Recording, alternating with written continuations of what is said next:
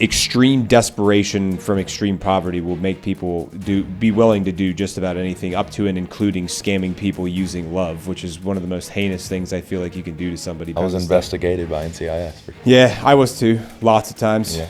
I remember my first reserve unit, they said report in, and then said second platoon 6 UA, and I'm like, half the platoon's missing, we gotta find these guys. But it's because of that work life, like these guys are just like, I gotta work, I gotta provide for my family, civilian job, that sort of stuff. And they can just make up for it. I'm not showing up to drill. You know, because a lot of guys get out and then they feel disjointed and disconnected from their people. She came to my house. I don't know how she got my address. Damn. Whoa, bro, what? That's crazy. House. Austen Alexander and Michael Eckert. Kagan. Sorry. Thanks. You didn't give me for joining us. didn't give me a chance to stand up. Now I feel rude. Stand up. I don't want you to knock your boom over. You know what I'm saying? Yeah. I'll stand up. Yeah. Austen Alexander and Michael Eckert, everybody. Welcome to the show. Thank you very much. I'm glad you guys just got done driving. What, like 5 hours? 6 hours, 6 and a half. It's a pretty long. He got to sleep a little bit. Drove from San Diego.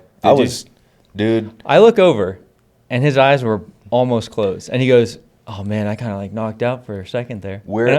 Dang, dude. I got 4.5 hours of sleep, which usually is not a problem. But I've been dealing with the mental load. We're probably going to have to sue a company. Oh no. So I've been just going through that. They just took my face and pasted them all over ads. I won't mention the company or whatever. Okay. So they're using your face to sell ads. Not only that, but the advertisement was about erectile dysfunction, talking about how I said I had erectile dysfunction. What? They were making claims that their product that they were selling can increase penis size by up to 5 inches. Are you serious? And I gotta thank you for that, by the way. I'll show it later. Oh my God. You gotta thank me for that later. You're serious? Yeah, it's really bad. Ads. Yeah. That's insane. And is that a U.S. based company? Do you know? I believe so. I'm not 100% sure. But that is dirty. I just start getting the ads. People are, my followers, friends, are sending them to me. I'm like, what the f*** is going on? That's insane. I'll look back on this in 6 months and laugh about it, but right now you're so like angry, irate. Yeah, because that's like tarnishing your reputation. Well, not only that, it's making false claims. Yeah, and I don't want people to think that I said it. So because that damages trust and stuff. You know, 100%. That's disgusting. I've never heard of that. You know what? I bet I bet Joe Rogan deals with that a lot too.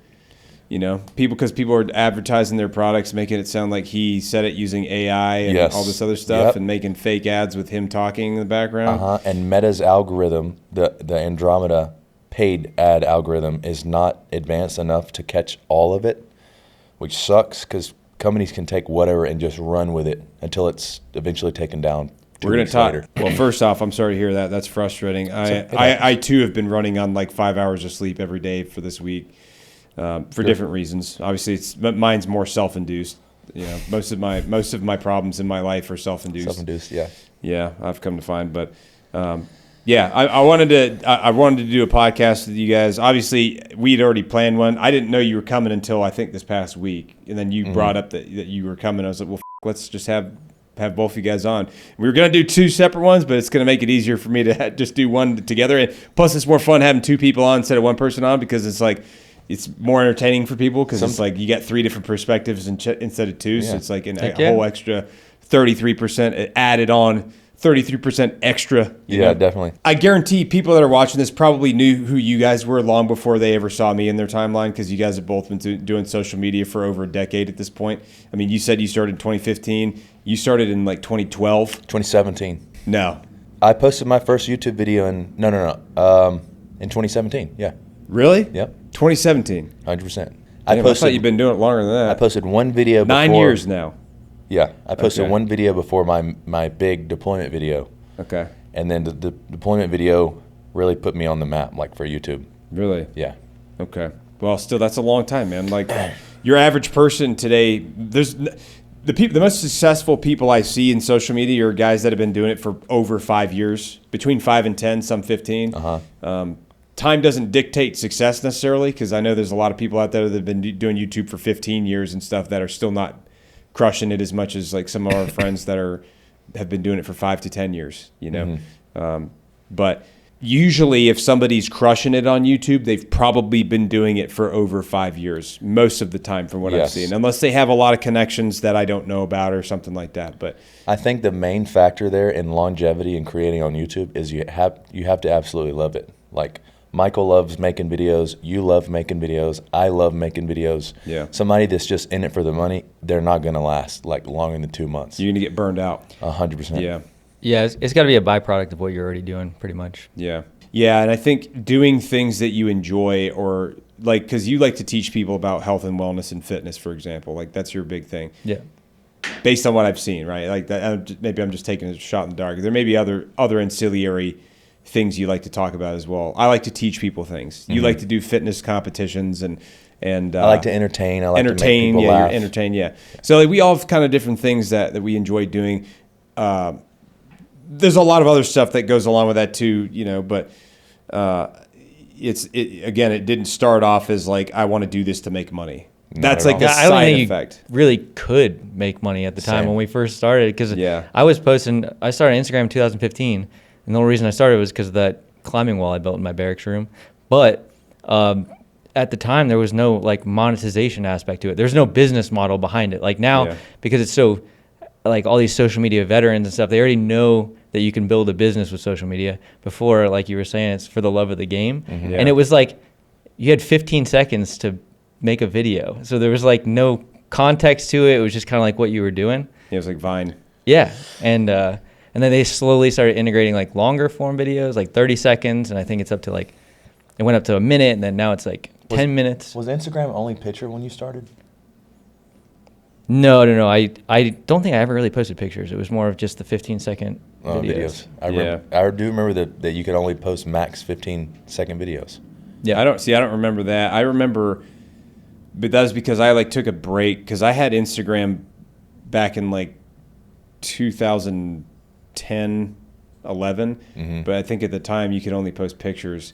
And I was dating a girl that had Instagram, and so I downloaded it to like see what it was about, and I posted a few things, but never like didn't think much of it. I was just like, this is kind of like Facebook, it was kind of like Facebook and MySpace or something.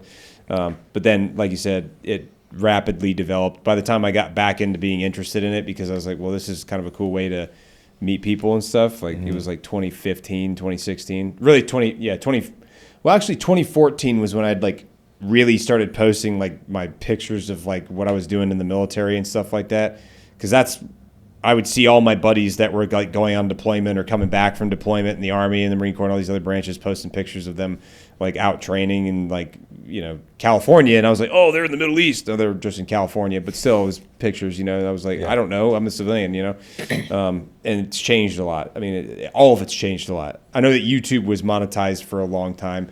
Because I think some of the bigger pages that have been around forever, like Demolition Ranch, those kind of guys that have been doing this for did it for 15 years or whatever, they were able to make money when they first started way back in the day, like the early 2000s. But I don't think anybody really knew about that. It wasn't a really popular thing. It was kind of like an anomaly. When I first started, I didn't even know that you could earn until I had posted like 30 or 40 videos just sharing fitness tips.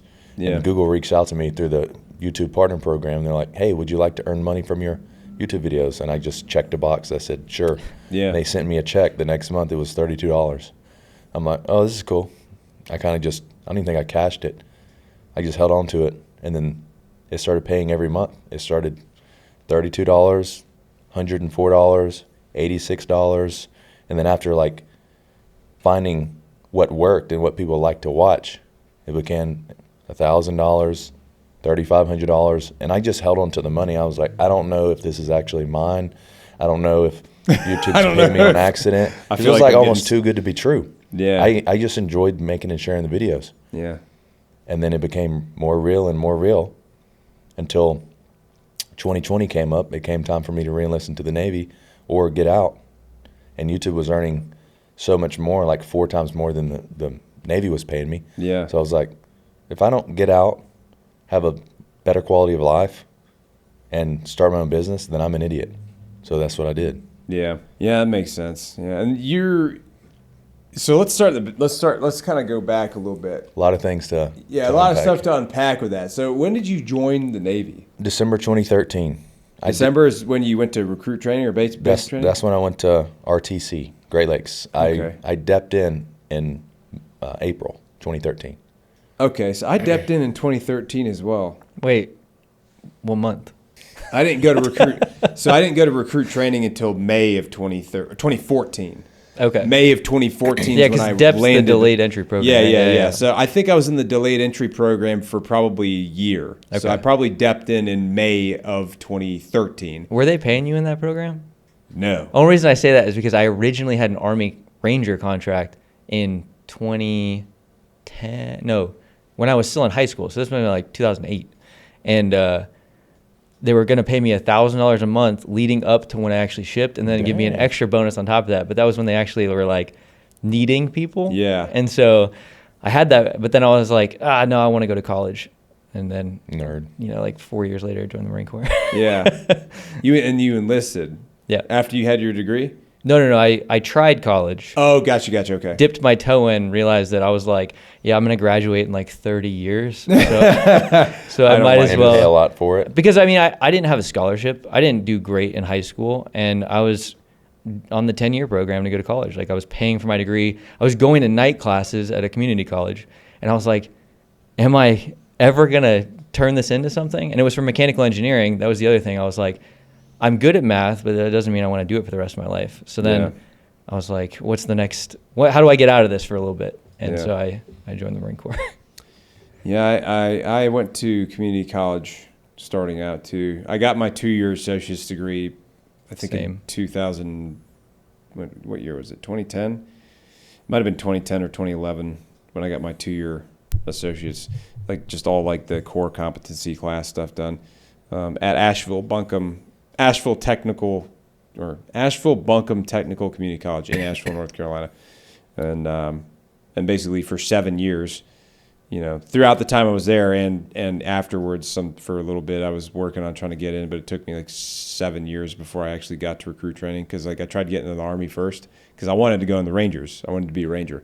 I lived with an Army Ranger. What a coincidence. Are y'all Yeah. like the same person? Well, I lived with an Army Ranger that I worked with at Abercrombie and Fitch in the mall, Oh. and he had just gotten back from he had been in Iraq a bunch of times and like came back, and he was like, I'm not trying to have a serious job. He was just going to college and working, and so we met at Abercrombie, and then we eventually both moved into a house together. He was married at the time.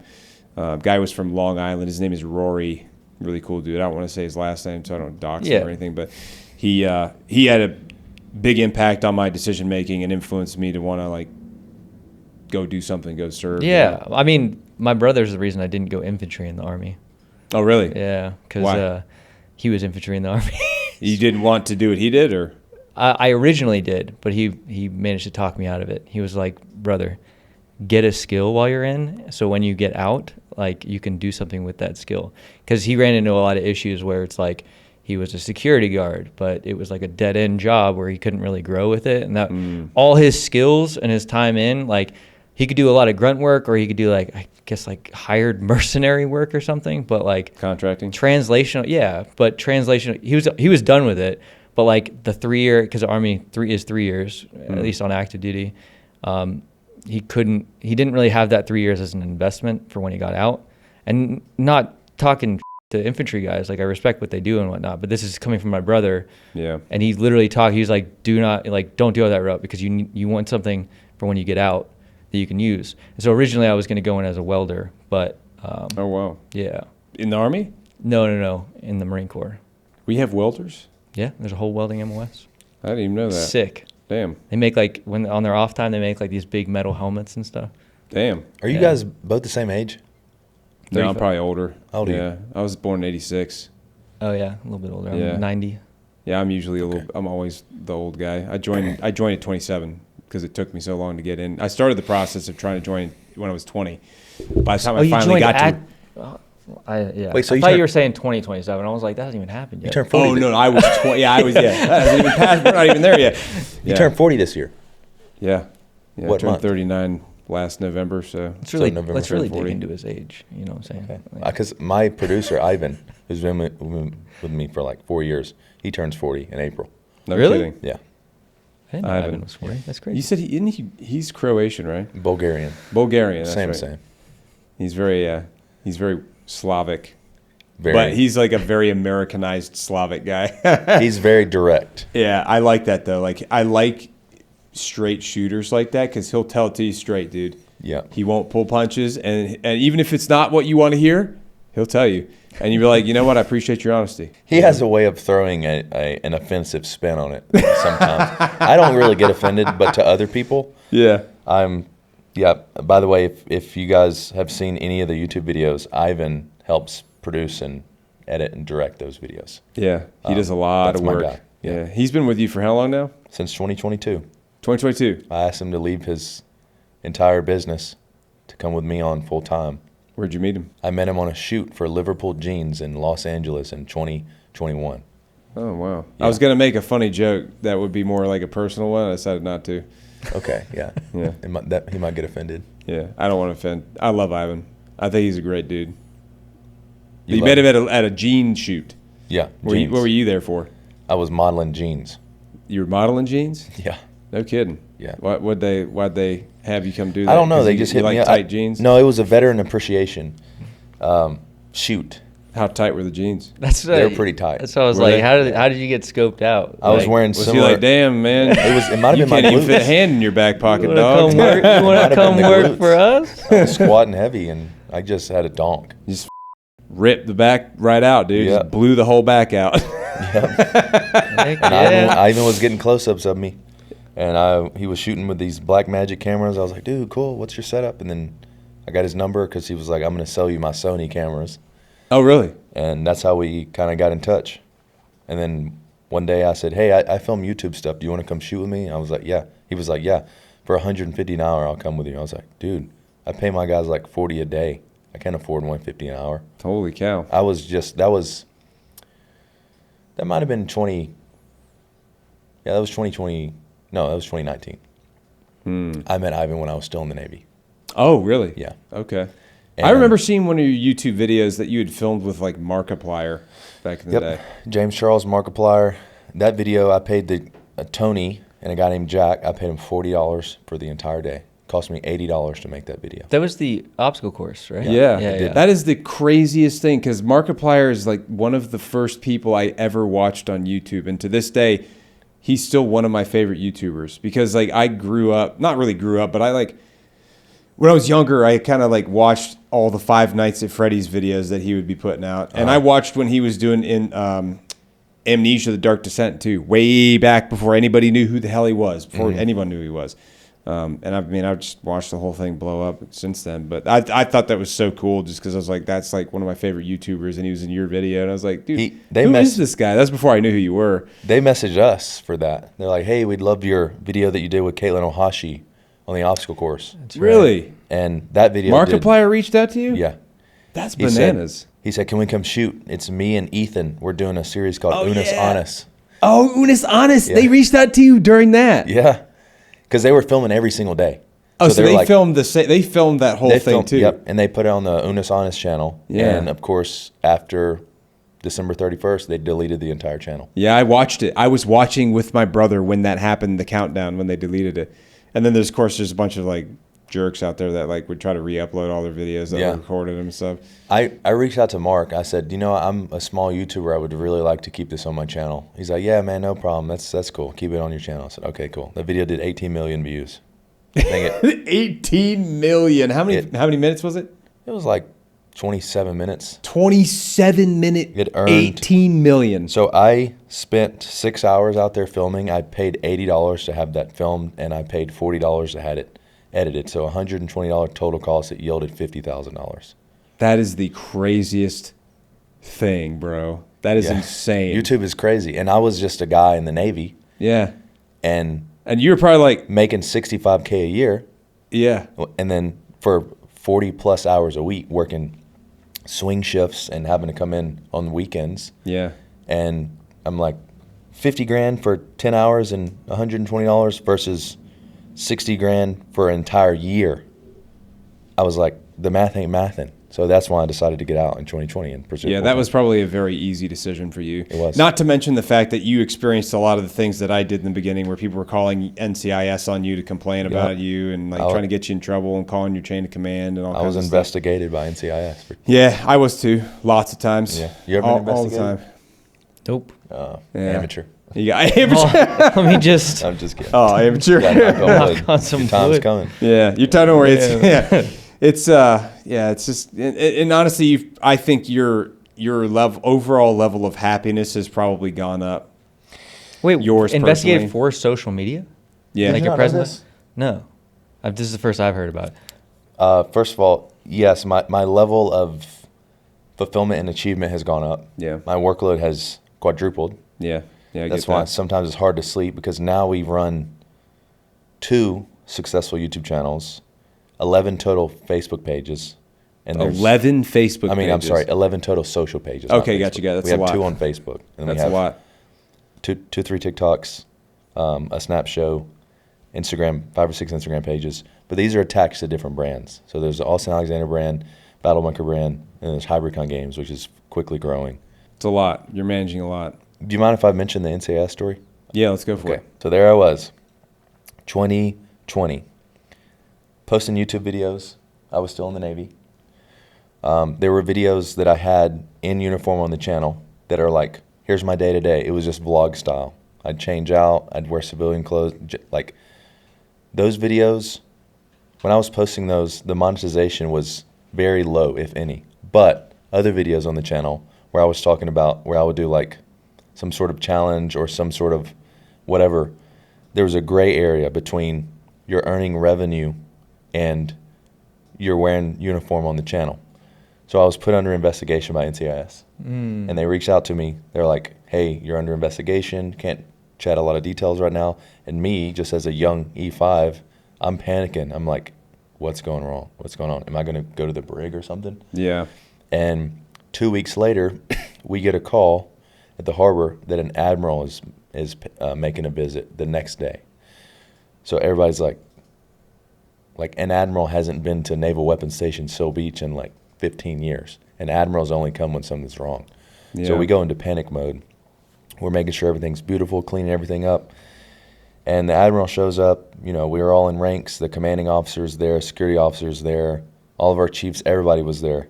He gets out of a black SUV. He's like, at ease, I'm here to talk to MA2 Alexander. And you're probably like, My heart dropped. I can remember the adrenaline and the fear shooting through my body. I can only imagine, bro. Because as in 07, talking to an E5, that's usually never a good thing. Yeah, not normally, no. Yeah, but he came to me, he said, dude, I just want to say, I watch your YouTube videos. My kids watch YouTube videos. I love what you're doing for the Navy. Keep doing what you're doing. If anybody messes with you, I will give you my email. You send me an email and let me know.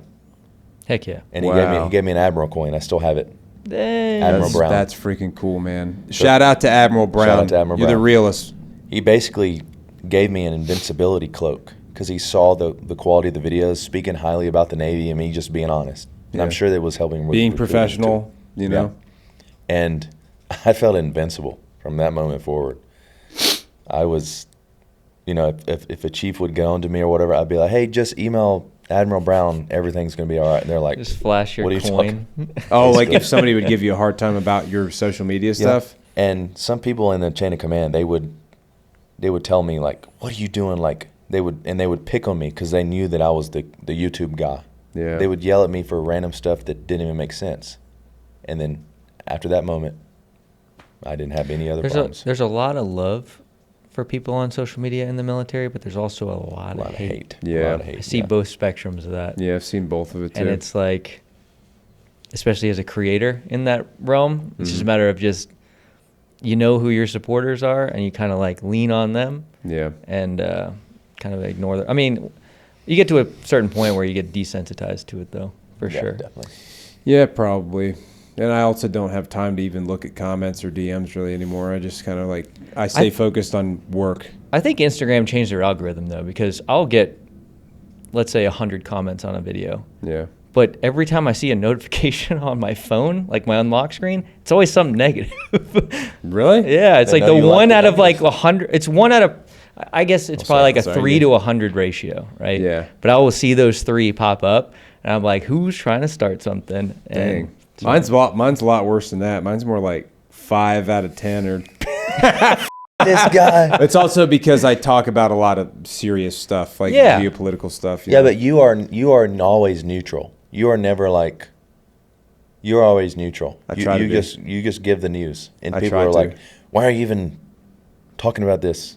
Yeah, well, because if you're discussing one thing, then you're not discussing something else. You're Yeah. being a shill, or you're being paid to say that. It's like, no, dude, I'm just talking about things that happen that are noteworthy that I think people would find interesting or should know about. yeah, I found out a lot of random stuff because of your feed showing up on my Really? Yeah, your stuff showing up on my feed. I'm like, because you're like full spectrum. Like there's a lot of stuff that is military related, not military related. Yeah. And I'm like, oh, actually didn't know that, because it's like random facts too. Yeah. Well, that's one of the reasons I started doing it and getting outside of just talking about military stuff, because there may be things happening that people don't know about that they might find interesting, and I like being informed. I try not. I really want to work on not doing so much negative stuff. I think because there's a lot of good things happening too. I think people should know about. It's just harder to find them because people don't really post a lot about it. Yeah. You know, because it doesn't get the clicks and the engagement That's it. It's and not- the virality. It's not the emotional, like, Yeah, it which doesn't is get that unfortunate. visceral response. You know. I mean, that's the news in general. So Yeah, but I also don't want to just post just because it's a viral thing. Like I want to talk about something that I think is interesting. I gotta ask, are you browsing for these topics, or Yeah, do you have browsing. like people, hey, check this out, and then you kind of like do a little digging, and then you do like a little summary on it? I was just wondering, because there's a lot, you put out a lot of content Yeah. on a very consistent schedule. So I'm like, I don't even Google this many things on a daily. I know you do it for work now, like. Well, I get up very early in the morning to do a lot of this. So I'll get up at 4:30 every day. I'll shave, I'll eat breakfast, then I'll go up to my home office and I'll start looking up. I look all over the place. Okay. Everywhere. Like I'm looking at like tons of different platforms, tons of different websites, tons of different search engines that aggregate information, all kinds of stuff like that. And then I try to find as much as I can on that, and then like try to put together some coherent thing to say about it. And sometimes it's good, sometimes it's not. Sometimes it's well put together, sometimes it's trash. You know. Yeah. But I try to look up a bunch of different stuff. Would you say you remember a lot of it? Like, do you have a No. good memory? I remember some like things that I feel that feel more personal to me. Okay. Yeah, because there's certain things that feel more personal to me, like the things that are going on in Syria right now, for example.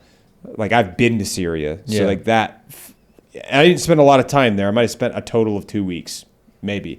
But that's the only conflict zone I've ever been to, because the whole time I was in the infantry, we went to PACOM for all of our deployments. We did 3 UDPs to PACOM before I got out of the infantry and started doing something else. So it's kind of ironic that the first time I actually go to CENTCOM is like I'm not even in the infantry anymore. But that's the only like conflict zone I'd ever visited. And so it feels more personal, especially since I was involved with the locals there in a way. Yeah, so you know, something that sparks some sort of emotion helps you remember. Yeah, it. for sure. Yeah, and I broke bread with our partner force over there. You know, so it's Yeah. like that. That is like, it's like if somebody went to Afghanistan, they broke bread with the locals that they were working with or supporting. You know, like that's there's an emotion, there's a level of emotional investment in that makes them have an interest in what's happening over there. You know, same thing that's, I guess, and even like I said, even though my time over there was limited, it was enough to gain an interest in a level of,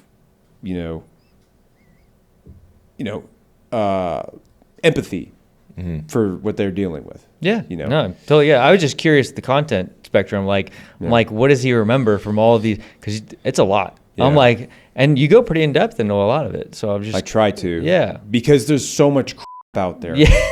Yeah. And a lot of these posts that you see, somebody might talk about something on a very surface level, and they might just tell you that this happened. Yeah.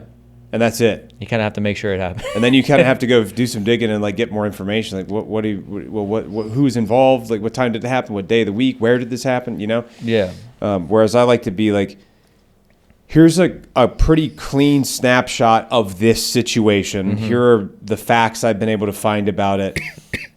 Here's the information. Decide how you want to feel about it. It's up to you. Like, you're an intelligent adult. Like you can make your own decisions, kind of thing.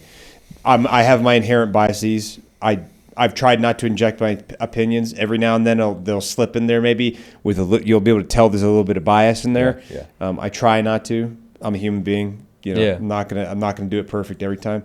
Yeah.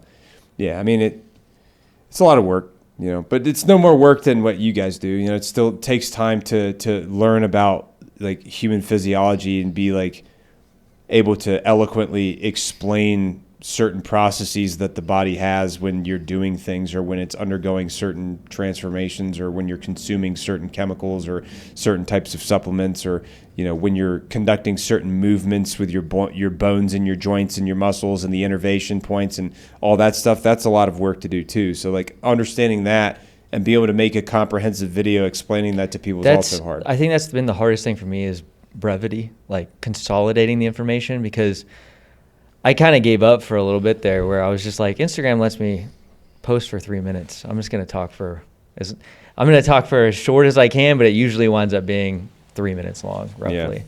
And it is what it is. But I'm like, I'd rather get the full story or the complete amount of information than this like half-ass gimmicky little like trendy audio sort of thing that is designed by design to go viral, but it's not by design to be that well digested. If that makes sense.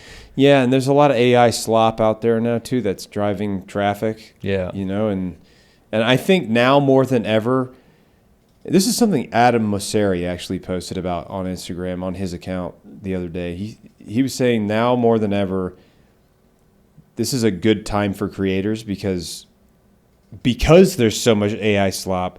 Authenticity coming from a real person is going to be that much more valuable to 100%. people. 100%. We've come full circle. We have come full circle. Now, that doesn't mean the AI stuff's not going away because like there's still going to be videos of like hippos spraying feces all over some panther out in the Sahara and it's like obviously fake, or like a giant cat running through walls and stuff like that, or something stupid, or cats holding machine guns out and ringing doorbells and like weird stuff like that. But I do think that, well, number one, I think podcasts are only going to continue to increase in favorability, and they're obviously like there's some of the biggest influences out there in social media are podcasters now, like Joe Rogan, Theo Vaughn, Sean Ryan, all these guys like that just have massive platforms that they built off of doing interviews and talking to people. I will say, I gotta say it, I gotta call out Joe Rogan and his grip strength. He hit me up the other day.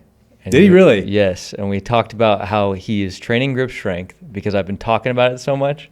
And so he bought one of the grip strength measuring tools, which I brought with me. It's in my bag. We'll all try it. He DM'd you? Yeah. He just randomly started talking to me about grip strength. That is the craziest thing. And then I was like, you need to get a metal grip strength thing. And I started talking a little bit about it. But shout out, I'm going to try to find some people here to test their grip strength and then see if they're stronger than Joe. That's cool. But he's training his grip legitimately now, because he knows how important it is. Yeah. But also having a measuring tool is super important. I always found it interesting how he finds these little micro niche things to focus on, and then he hyper focuses on that for a little while. And then that's exactly what I told him. Because he was like, man, I've been trying to train my grip for a while now, and it's just like, he had a goal of 190 pounds, and then he saw me squeeze like just about 260. Yeah. And he was like, once I saw that, and I was like, once you're hyper focused on it, because that's his attitude towards stuff, I was like, you'll be squeezing like at least 200 plus in no time. Yeah. But it was just funny you brought him up, and I was like, I just talked to him like 2 days ago. That's so crazy. Yeah. That's so wild. You should go on his podcast. Hopefully he has you on and be like, I'd like to talk to you about grip strength for 2 hours. I bet you'd be able to find things to talk about too. Definitely. For sure. That'd be funny. Well, hopefully he sees this one day and like it's like, oh damn, I remember I need to shoot him a message and have him on the show. He'll bring out the grip trainer for you. I mean the grip meter. Yeah. We'll test your grip. It's literally in that bag right there. Really? Yeah, we'll test it. Okay. Yeah, we'll check it out. My grip strength's probably dog. Probably You never- squeeze you more might- than what you- Might surprise yourself. Yeah, we'll see. We'll find out. I don't know. I haven't been working my grip strength. I have not been working forearms or nothing, but we'll see. I'll try it out. That's could be a good sign. Yeah. Well, it's it's better for mental health. Yeah. Anyway. Well, that's wild. Yeah. So anyway, so you ended up getting out what year out of the Navy? 2020. 2020, and then you November. just went full-time YouTube after that. You've been doing it ever since. YouTube, yep. Now you got multiple businesses, right? We do. We have a product line with Battle Bunker. Battle Bunker's HybridCon Games was actually profitable last year. We were able to bring in some great partners, work with government agencies. That has kind of gone into a full production documentary series. The next one, 2025 HybridCon Games, is launching in a month at High Rocks, Vegas. Last year was on Amazon Prime. And Battle Bunker product line, we just launched sandbags. We launched hybrid vest 2 weeks ago, weighted vest. We use all these stuff in our programs, our competitions, challenges, and maybe working on a grip. Yeah, ironically. Yeah. Yeah, we're doing some brainstorming on grip some grip line. Yeah. Are you guys pitching business deals to each other on the way over Pitching business deals, pitching tents, He was everything. Pitching he was tents. definitely pitching. here? I Wait, guarantee. no, Pitching tents. Man, that's funny. Well, you've been a very prolific YouTuber for a long time, and I would say arguably, well, both of you guys, as far as military, if you want to call it military influencer, whatever, or a person who's a content creator that's also involved in some way with the military. You guys were doing it long before everybody else was doing it. Because I remember seeing you guys in uniform talking about things in videos, when I was a private first class and a lance corporal and stuff like that. And I remember seeing how massive all your pages were way back in the day. And I just remember thinking, what the hell, how did they get to that point? What did they do? Did I just pick up that you were enlisted first? Yeah. Okay. Yeah. Did I tell you that? No, I didn't know you were. I think I might have known, but Yeah. I've never talked to you about it. So Yeah. I was in the infantry for 5 years. that's good. when I My was dad enlisted. did the same thing, and he was a captain in the Army. Oh, So, okay. yeah. Yeah, they have the green to gold program in the Army. Go back to college, finish your degree, and then you commission afterwards. A modern thing, or was that That's it's been a around current for a while? thing. It's been around for a Yeah. little while, I think. I'm We pretty have sure. blue to gold. Blue to gold? Yeah. Okay. Yeah, it's funny, it's actually I don't want to dime anybody out.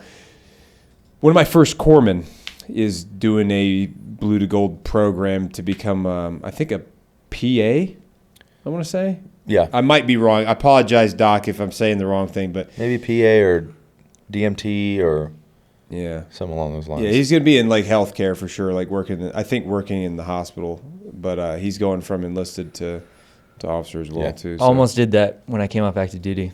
Really? Yeah, How long were you on active for? 4 years. 4 years, and Yeah, then just you one went. enlistment. You just went right into the reserves after that. Yep. And ironically, right after that, right after joining a year after, they actually sent me to the school that I've always wanted to go to, that I never had an active duty opportunity to go to, which was jump school. Really? Yeah. So I was like, I didn't know there was opportunity in the reserves. Wow. Yeah. So what's your experience been going into the reserves instead of being active? As recruiters are going to hate me for this, but because they need to meet quotas for reservists. But I think enlisting if you're going to enlist, I don't know how commissioning and stuff goes because I haven't gone down that route. Active duty first. It accelerates everything you do, and it builds a tolerance for anything you do in the reserves. Because I know, reserves is much more minimal compared to active duty. Yeah. So you go to work and you know it's going to end at some point. When I was on active duty, it's like you go to work, you don't know if it's ever going to end. You don't know if it's an end in sight. So it's a different tolerance mindset. Yeah. And but it's just much more tolerable. I got off active duty as a sergeant, so I've seen some 8-year lance corporals in the reserves. It's just Wow. it's a slower burn. Plus, I was just explaining to you, Austen, on the way here, but unfortunately, and again, I'm not selling the reserves that well right now, but just honest transparency that if you go straight into the reserves thinking that you're going to be closer to home and you're going to figure it out and you don't really want to commit to full active duty, what happens is now you're playing a ping pong between trying to build your civilian career and then have a military obligation that you have to go to. So it's constantly poking and prodding you that like, hey, drill's coming up. I know you got this big promotion that you might have to go to excel in the civilian world, but now you have drill. And one's going to take precedence, and then you're going to either be stellar in one and then kind of have to be like a bag in the military, or stellar in Marine Corps, which doesn't happen often because the reserves doesn't pay the bills, right? It's just keeping continuity and retirement for the Marine Corps. Kind of like chasing two rabbits. Yeah, I mean, you're either going to be in both or stellar in one, and it's usually not stellar in the military.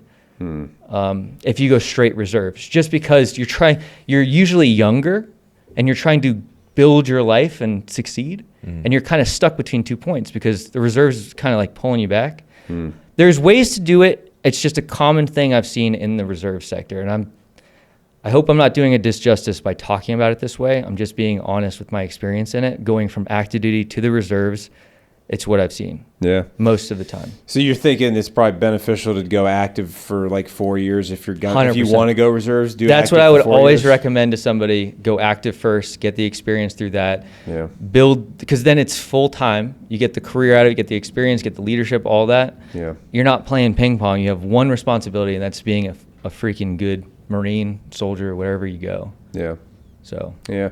Well, I think there's definitely some benefit for it too, because I mean, the reservists that I've known who were active first, it's almost like having a head start, or it's almost like having an advantage, because they had to completely acclimate to full-time active duty life, and so it's easier for them to kind of snap back into it. 100%. Do the business that needs to get done, and not like slop by, or whatever it is. A funny thing that I experienced when I first joined the reserves from active duty was, what happens in the military when somebody says, this Marine is UA? Well, it depends. It's usually a big freaking deal, right? On active duty, you go. It should be, yeah. Depends on what the situation is. Sure, yeah. But I'm saying, like, usually it's not that common. Yeah. But in the reserves, you hear it. Like, I remember my first reserve unit. They said, report in, and then said, second platoon, 6 UA. And I'm like, half the platoon's missing. We got to find these guys. But it's because of that work life. Like, these guys are just like, I got to work. I got to provide for my family, civilian job, that sort of stuff. And they can just make up for it. I'm not showing up to drill. Sure, there's policies in place where it's like you can make up UAs. Usually it's unpaid. So it's kind of a net negative. Yeah. Because you can get excused, which you have a certain amount of days to make it up for pay. But if you go unauthorized absence, you can only do 9 before you start getting admin sept out of the reserves. You can have 9 UAs? You can have 9. And so UA is one drill, but a 1 day is 2 drills. So it's 4.5 days you can miss before you actually start getting administratively. Like, you get still like page 11s and stuff. Like, you still get admin notification that you're not doing your job, or you're not showing up. Yeah. But before you start getting processed out and separated, you can miss up to like 4.5 days, 9 UAs, which is all stuff that I had. Like, the reserves is just a different ballgame because I didn't know anything about it until I joined. And then there's a lot of pros to being active first because you learn a lot, and like how DTS works, all these different things. But anyway, I'll get off my soapbox about the reserves. That's okay. It's a personal perspective. I mean, you've had different experiences, and I mean, I think the best way to figure this stuff out is to do it firsthand, because it's hard for people to really have an understanding of something if they haven't done it. It's like somebody could tell you about how to lay bricks, but if you don't go actually lay bricks, it's going to be hard to learn how to do it, Same thing with recommending anybody start a social media channel. It's because anybody can do it, but until they start doing it, it's much harder than expected. When somebody asks me that, I'm like, post 50 times and then come back to me. And 99% of people, they don't make it past that threshold because they're not either bought into it, they don't care that much about it, and they're just trying to have a quick win. Yeah. And they're like, what do you mean? I'm like, just do it. Make 50 posts. I don't care what they're about, but post 50 times. They're like, okay. I look on their page. 2 weeks later, 0 posts. Yeah, I mean, that's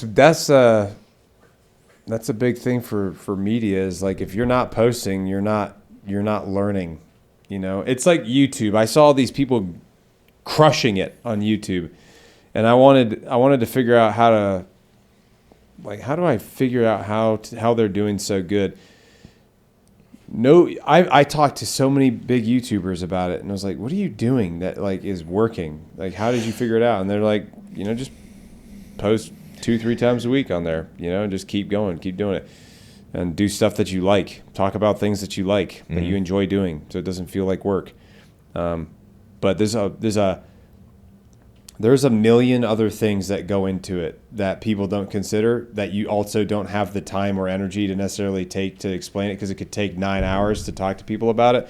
But you had to learn that the hard way by doing it, like learning how to do thumbnails, learning how you should be uploading your videos. Do I upload them at this time? Do I upload them as public right off the bat, or do I upload them as unlisted first and then make them go public at a certain time after the tracks are done? Do I put music in there? Do I not put music in there? What should my retention beats be? What are retention beats? Should I have a change every 7-10 seconds, or should I have a change every 3 to 5 seconds for the entire whatever video? Yep. All of that minutia stuff. Should my thumbnails be bright? Should they be dark? Should I be in my thumbnails? Should I not be in my thumbnails? Yep. All this stuff. What font should my text be? Like, what color should I be putting in there? There's so much unbelievable detail. And you don't learn that just from talking to another YouTuber, because they're not going to have the time to go through everything with you. And not only that, everybody's got a unique perspective and a unique personality and a unique following and a unique interest that they're trying to put out onto the internet. You have to figure that out for yourself a lot of times from doing it. And one of the things I've noticed is that, like you said, people want that instant gratification. People think that, you're going to post one video. All you need is that one good video and you'll go so viral, everyone will find out who you are. Most of the time, people don't blow up like the Hawk Tuah girl does. Or did, right? Yeah. That's very unusual. That is not normal. Like, you don't normally have one clip of you that propels you into a viral social media star. That's just not how it works. Most people, it's a slow burn. You start off, you keep doing it every day, even if it sucks, even if you don't want to do it that day, because there's probably days that each of you have had where you're like, I don't feel like doing anything today. And you just pushed through it, and you kept doing, you kept going. And I would say the majority of the time you've probably enjoyed it, right? Otherwise, you wouldn't still be doing it. Would that be accurate? Yeah, I mean, it's better than most things. Yeah. So like on your lows, you're like, I could be freaking shoveling.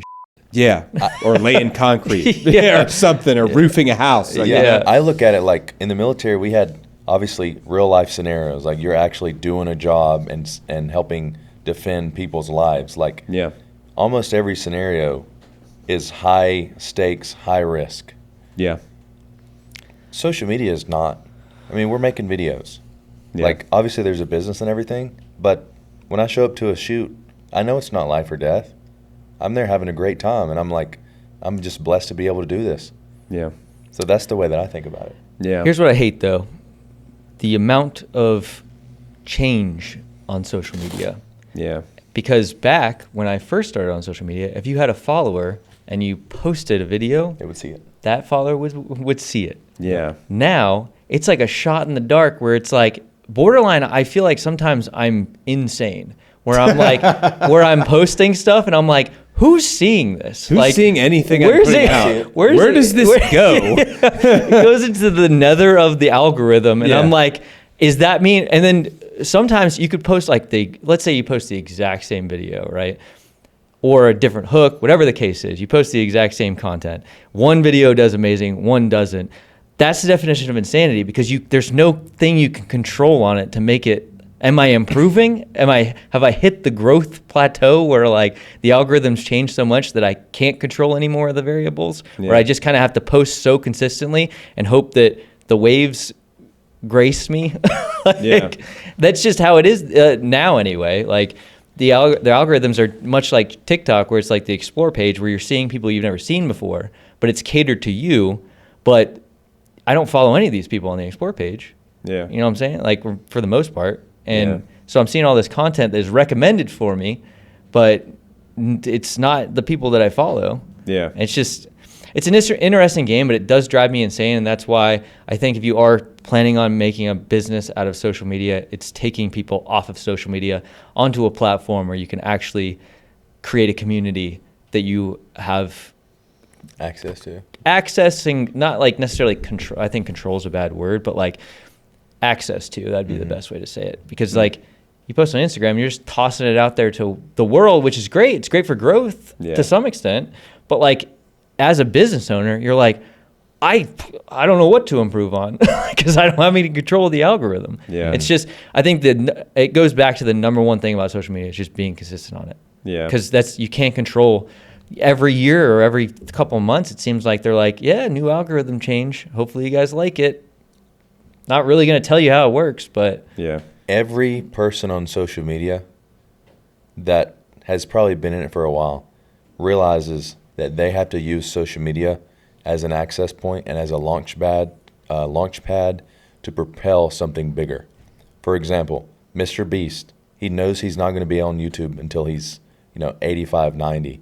That's why he built Feastables. That's why he's building the IP of Beast Games. That he's building off. I think he built a social media platform too called Viro.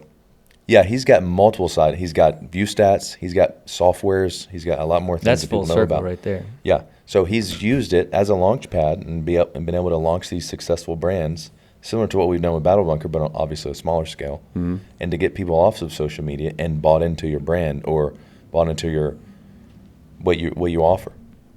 Yeah. Yeah, he's a very unique case.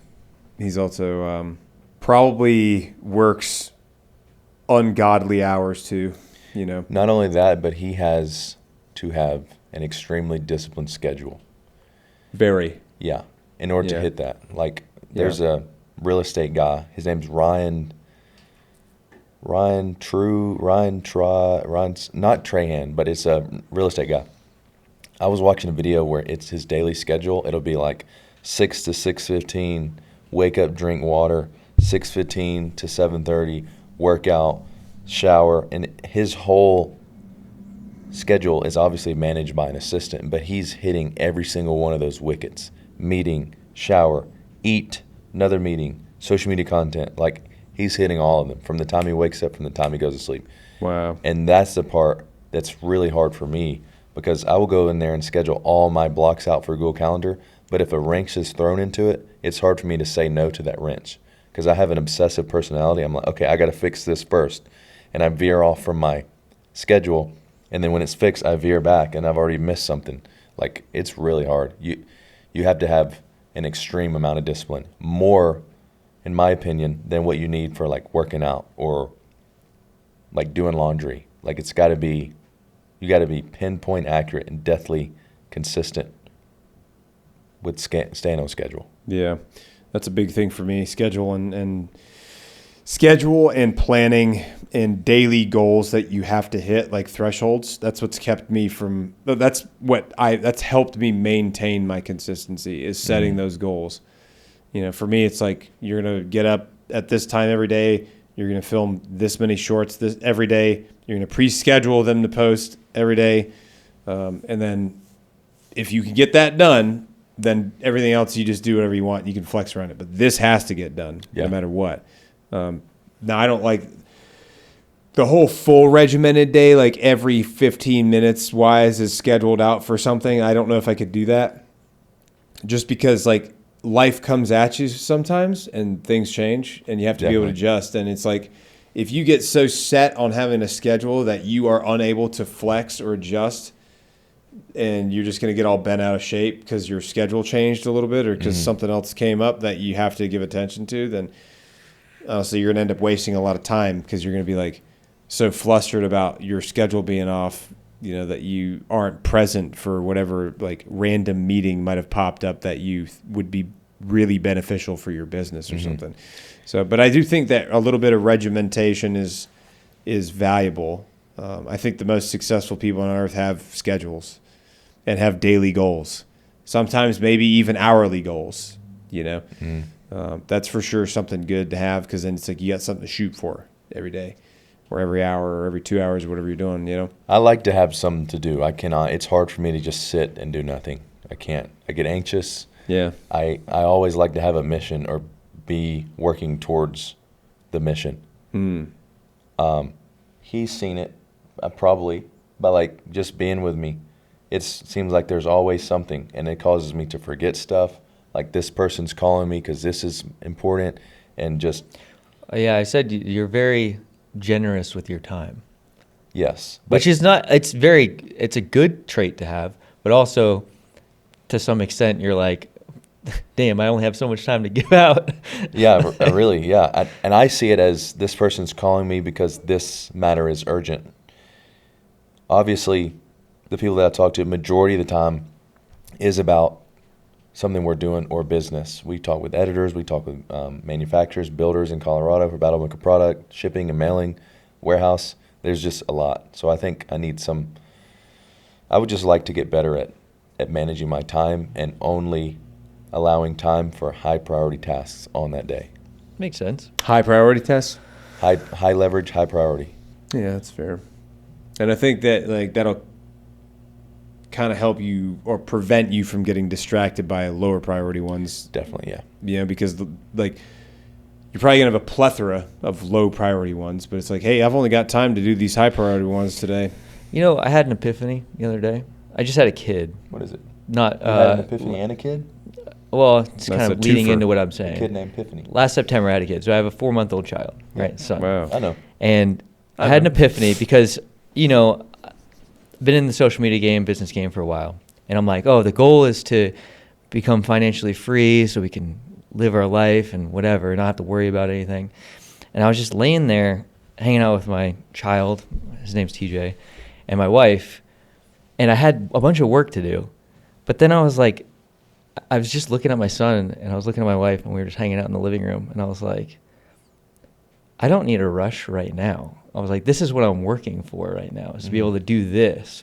And it was like, it hit me so hard. And this is actually the first time I'm talking about it, because it just hit me while we were talking about time management. But I'm like, the end goal is to live in peace, right? To some extent, or whatever your goal is. You want to live in chaos. But my personal goal is to have peace with my family and my friends. But yeah, I was like, I have so much work to do right now. But I'm like, that shit can wait, because this is what I'm working for right now. I'm going to have this little piece of heaven on earth with my wife and kid. And I thought it was just a unique moment. And you made me just break the ice on that. So. No, that's important because people will actually be going so fast because they're trying to reach a goal or achieve something, and they will actually be in the moments that they've worked That's what I'm so saying, hard for. 100%. But they ignore them or they forget about them because they're so attached to that goal. And that happens to me a lot. And I need to get better about that. I will be enjoying a moment in my life, and my brain will be saying, you got to do this, you got to do this, because blah, blah, blah. Sometimes we get attached more to what we're doing as opposed to the actual goal. Yeah. And again, it's like, obviously I might be in a better spot one day if I work towards that goal, but I'm like, that little sense of peace is what I was looking for. And I was like, I'm just going to kind of bask in this for a little bit and not put the priorities on my plate right now, because those priorities are taken away from what I've been trying. It's kind of like a catch-22, if that's how that works. But you know what I mean? So. Yeah, I mean, like, it's easy to get wrapped around the axle with this stuff. I think really at the end of the day, the easiest thing to do is like, hey, make sure whatever you're doing that you enjoy it, number one. If you don't enjoy it, it's like, that'd be miserable as hell to be doing something you hate every day. And then number two, like, finding some way to schedule it in so that way you know what you have in store for you in the future. You know, because that having a little bit of predictability is nice to have for your personal life. Oh, yeah, definitely. You know, so without it, you go crazy. Yeah. So a little bit of predictability is good. And then on top of that, like, making sure you have enough time for personal things, like seeing family, or and I mean, cooking dinner, or going to the gym, you know. You can't take Instagram with you when you die. No. You know what I'm saying? Like, Nope. You got to live an honorable life and not get to the top in a terrible way. Because Yeah. there's some people that are probably not the best out there that cut corners with people and kind of treat them bad to get where dude. So I lived in LA for 2 years, Simi Valley. Most would say it's not LA, but I say it is. And then San Diego, and been a part of the YouTube creator scene, going to these big events, these big exclusive events, Meta events, Instagram events, going to see chain smokers for free, and a lot of creators are douchebags. A lot of YouTubers 100%. and influencers, they have a shell of a personality. And I saw it, and I was like, I will never be like these people. Really? Yes. Is that bad? Yeah, huh? you've probably been exposed to it a lot. A lot. Yeah, well, LA especially, there's a lot of that type of a lot of people move to LA because they want to be famous. Mm-hmm. A lot of people move out to California because they want to be famous. They're like, I want to get into movies. I want to be in TV. I want to get a sitcom. I want to be a stand-up comic. I want to be a YouTuber. I want to move to a TikTok house and be an influencer in a TikTok house or whatever it is, you know what I mean? Or Snapchat star, whatever. But a lot of those folks, especially the younger ones, they haven't even really developed a personality or had much life experience. They're just they know that they wanted to be famous. And being famous should be a byproduct.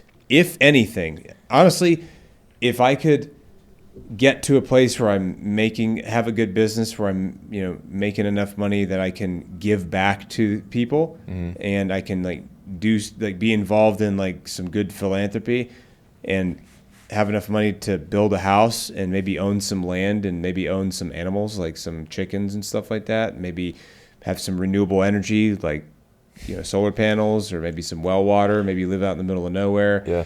Maybe build some walls around my property. Keep going. Maybe have a nice long driveway. Yeah.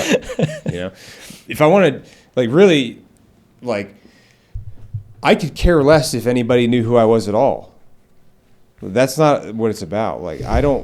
In fact, I really don't like everyone knowing what I look like all the time. I don't really want that. My dad used to always say, he goes, it's much better to be rich and not famous than broke and famous.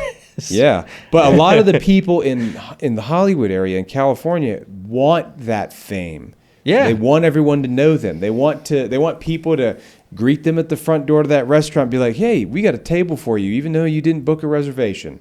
They want to travel around, and they want people to want to give them free stuff because they're in hopes of a brand deal or something. That's not a lot of people that come from nothing or have had some life experience. I think life experience is probably better for it, because I know this. I know people that grew up wealthy that turned out to be okay as well. But I think oftentimes folks that built it themselves, they weren't building it because they wanted to be famous. They enjoyed doing something, or they're passionate about something, or they liked making videos. They like entertaining people. They like making people happy. They like helping people. They like doing stuff. That has more longevity, number one. Number two, oftentimes those folks have better personalities because they're usually friendly, because they're trying to do something or have some kind of a positive impact on people. And you can really, at the end of the day, well, number one, you said a good thing. You can't take social media with you when you die. And one of the other things I know is there's a real good way to tell how well liked somebody is based on how many people show up to their funeral. Yeah. Because you may have 5-10 million followers or 100 million followers or whatever. But how many of those people are going to show up to your funeral if they find out that you passed away? How many of those people would reach out to your family and be like, if you ever need anything, you got my number, give me a call, Some of this stuff is very surface level. And I mean, and again, it's social media is almost like the entertainment industry. It's part of the entertainment industry. It's like an unorthodox, misfit entertainment industry because we're not going through the typical Hollywood chain of custody for we don't have an agent. I mean, you might have an agent. You're a lot more famous than, I am. So I mean, you probably. I work with an agency. Yeah. An agency, yeah, but it's I need to call my agent. You know what I mean? That's the standard, typical thing you hear in Hollywood. I wouldn't say it if I did. Yeah, probably not. Yeah. I say manager sometimes because I talk about Michael Gordon all the time, which has been my manager, friend first. Michael Gordon? Michael Gordon. I think I've talked to Michael before. Probably so. On Instagram, yeah. He seems like a nice guy.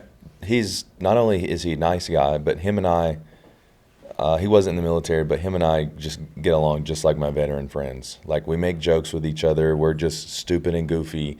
And we'll be up in L.A., like, he'll be driving a Ferrari, driving to a restaurant, and I'm pantsing him as he's getting out of the Ferrari. Like, it's so much fun. But he's helped me a ton. Like, he's helped me transform from a young man getting out of the Navy, not knowing what the hell I was going to do, to steering me through partnerships with brands. We just worked with USAA at High Rocks Dallas. We're working with potentially Border Patrol. We did last year. Like, these helped me facilitate and like know the actions to take in order to facilitate these bigger things. Yeah. And he's been a huge part in the success of my career as a creator. You think he helped kind of mentor you through that stuff? Sure. Yeah. Anytime something goes wrong, he's on it. Any time of day, like, he just FaceTimed me because, like I mentioned about the brand that was using my face as advertising, like, he was on it. Like, he had me on FaceTime with their legal team within 20 minutes. No kidding. He sent me like 8 texts. He's like, pick up your phone. I'm on Google Meet. Come on right now. Get on. Come on. Let's go. I'm like, all right.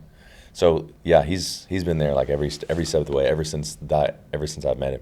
Yeah. Yeah. Here's the thing: is like I don't see a lot of that stuff like what you were describing for the Hollywood scene or the LA scene, as far as like influencers, YouTubers, and stuff like that. Because I don't hang around people like that very often. I tend to be more attracted to being around folks that are similar to me that might not really that have a story. Yeah, that have a story. Yeah. And don't come from money, don't come from fame. I don't necessarily care if somebody's famous or not to interview them. Mm-hmm. Like, I don't care if anybody knows them. If they have a good story, and I think they're an interesting person, or that their story's important, and I want somebody to hear it, that's somebody I want to talk to. You know, yeah. I'm not doing it because it's like, I want this to be viral. I want to be famous. No, I think, yes, would I like the podcast and all the brand stuff to grow and make lots of money and be able to do all kinds of stuff? Yeah, sure. But I think it's like, I genuinely mean this when I say this. Like, Joe Rogan's been a big inspiration for me, like, as far as like mentorship from a distance almost. Like, because I've been listening to him for like 7-8 years at this point. And I mean, you go back to his original.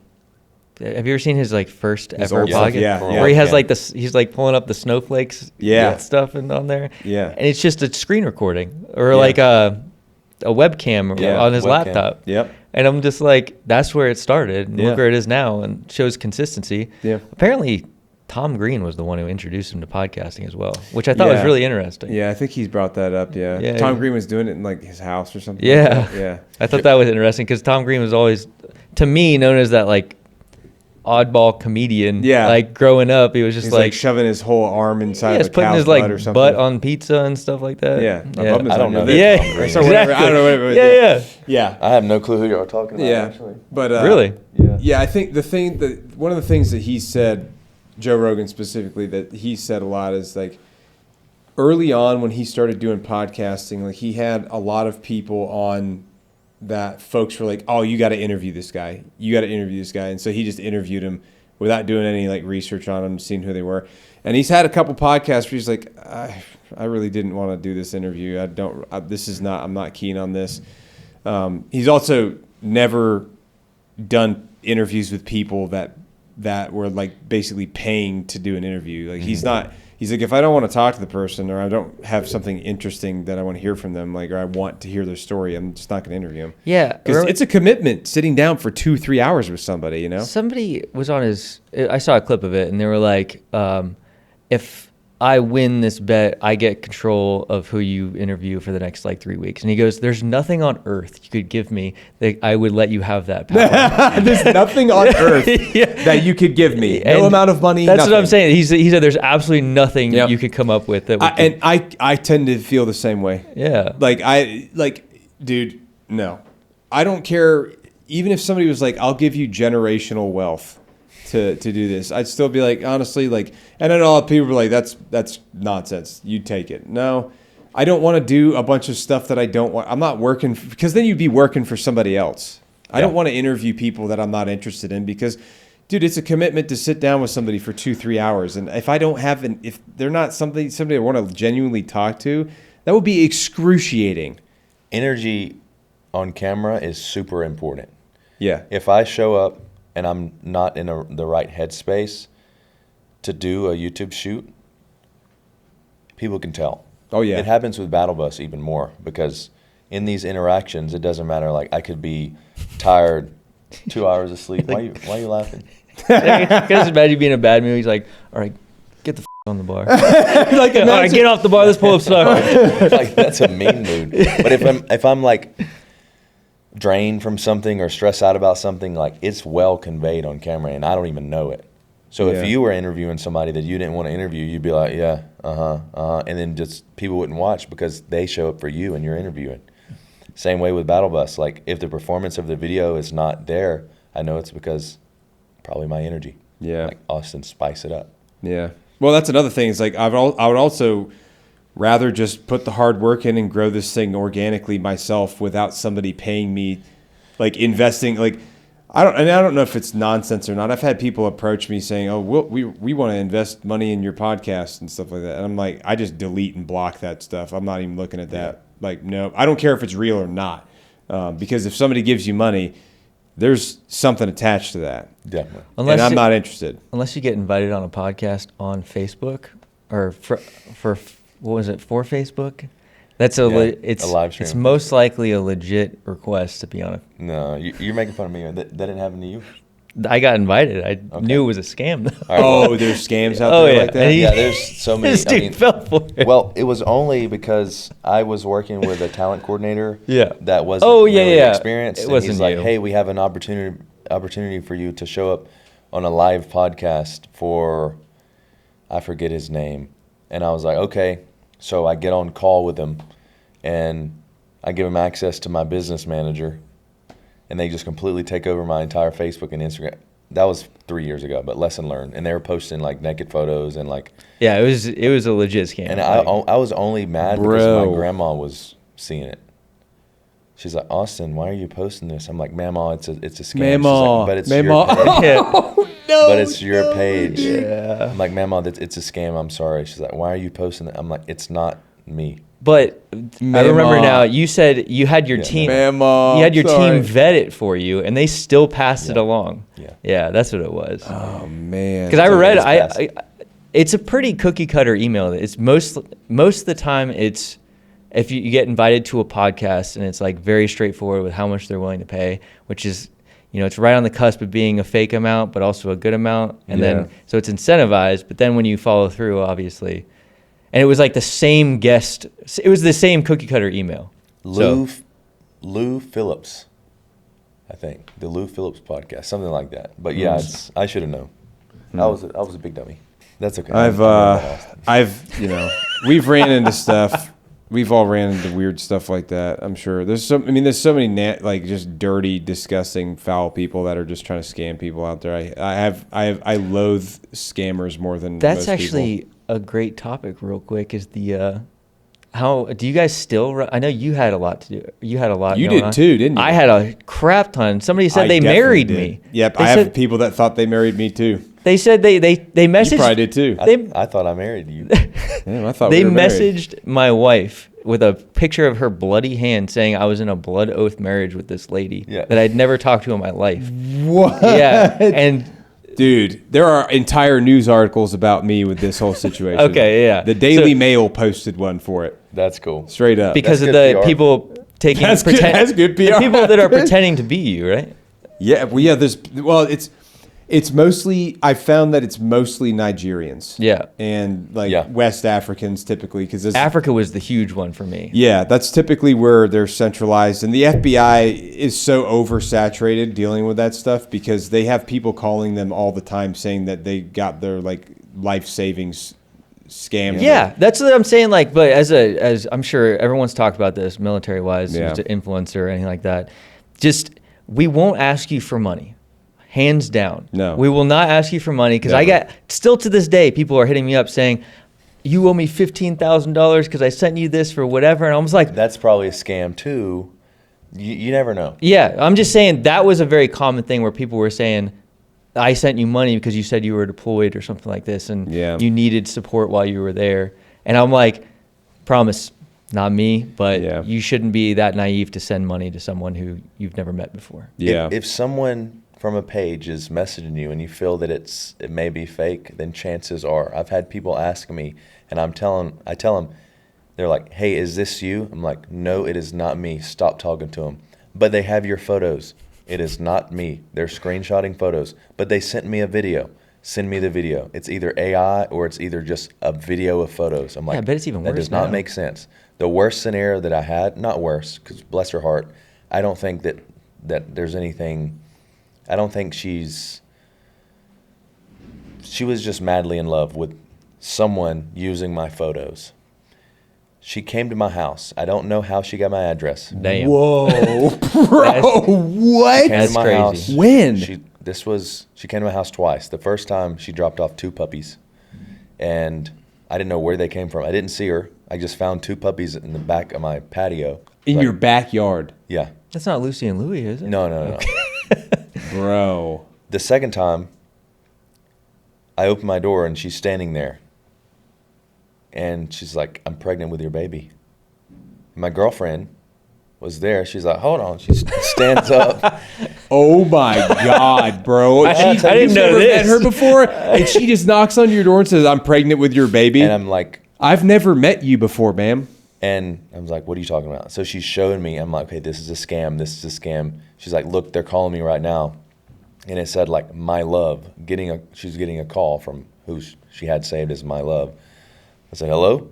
He's like, hello? I'm like, who the is this? And he didn't say anything. I was like, who is this? He's like, who is this? I was like, I said her name, but I was like, lady, this is a scam, and you got to stop talking to him. She's like, I can't. I'm like, what do you mean? She's like, it's like an addiction. I said, you got to get help. And I'm sorry I can't help you. And I spent 30 or 45 minutes there with her just trying to talk to her and Trying to coach her. empathetic. And I said, I need you to leave. It makes me uncomfortable that you're here. My girlfriend's here. I need you to leave. She's like, I'm not leaving. I'm going to sit on your front porch. I say, I'm sorry. If you're not gone in 10 minutes, I'm going to call the police. Yeah. I've never really called the police on anybody. I didn't want to do it. I gave her lots of warnings. She sat on my front porch. Of course, scared. And I'm like, I don't know. I asked her if she had weapons on her. I'd like look around her body to see if she has anything. But at this point, this lady is not okay.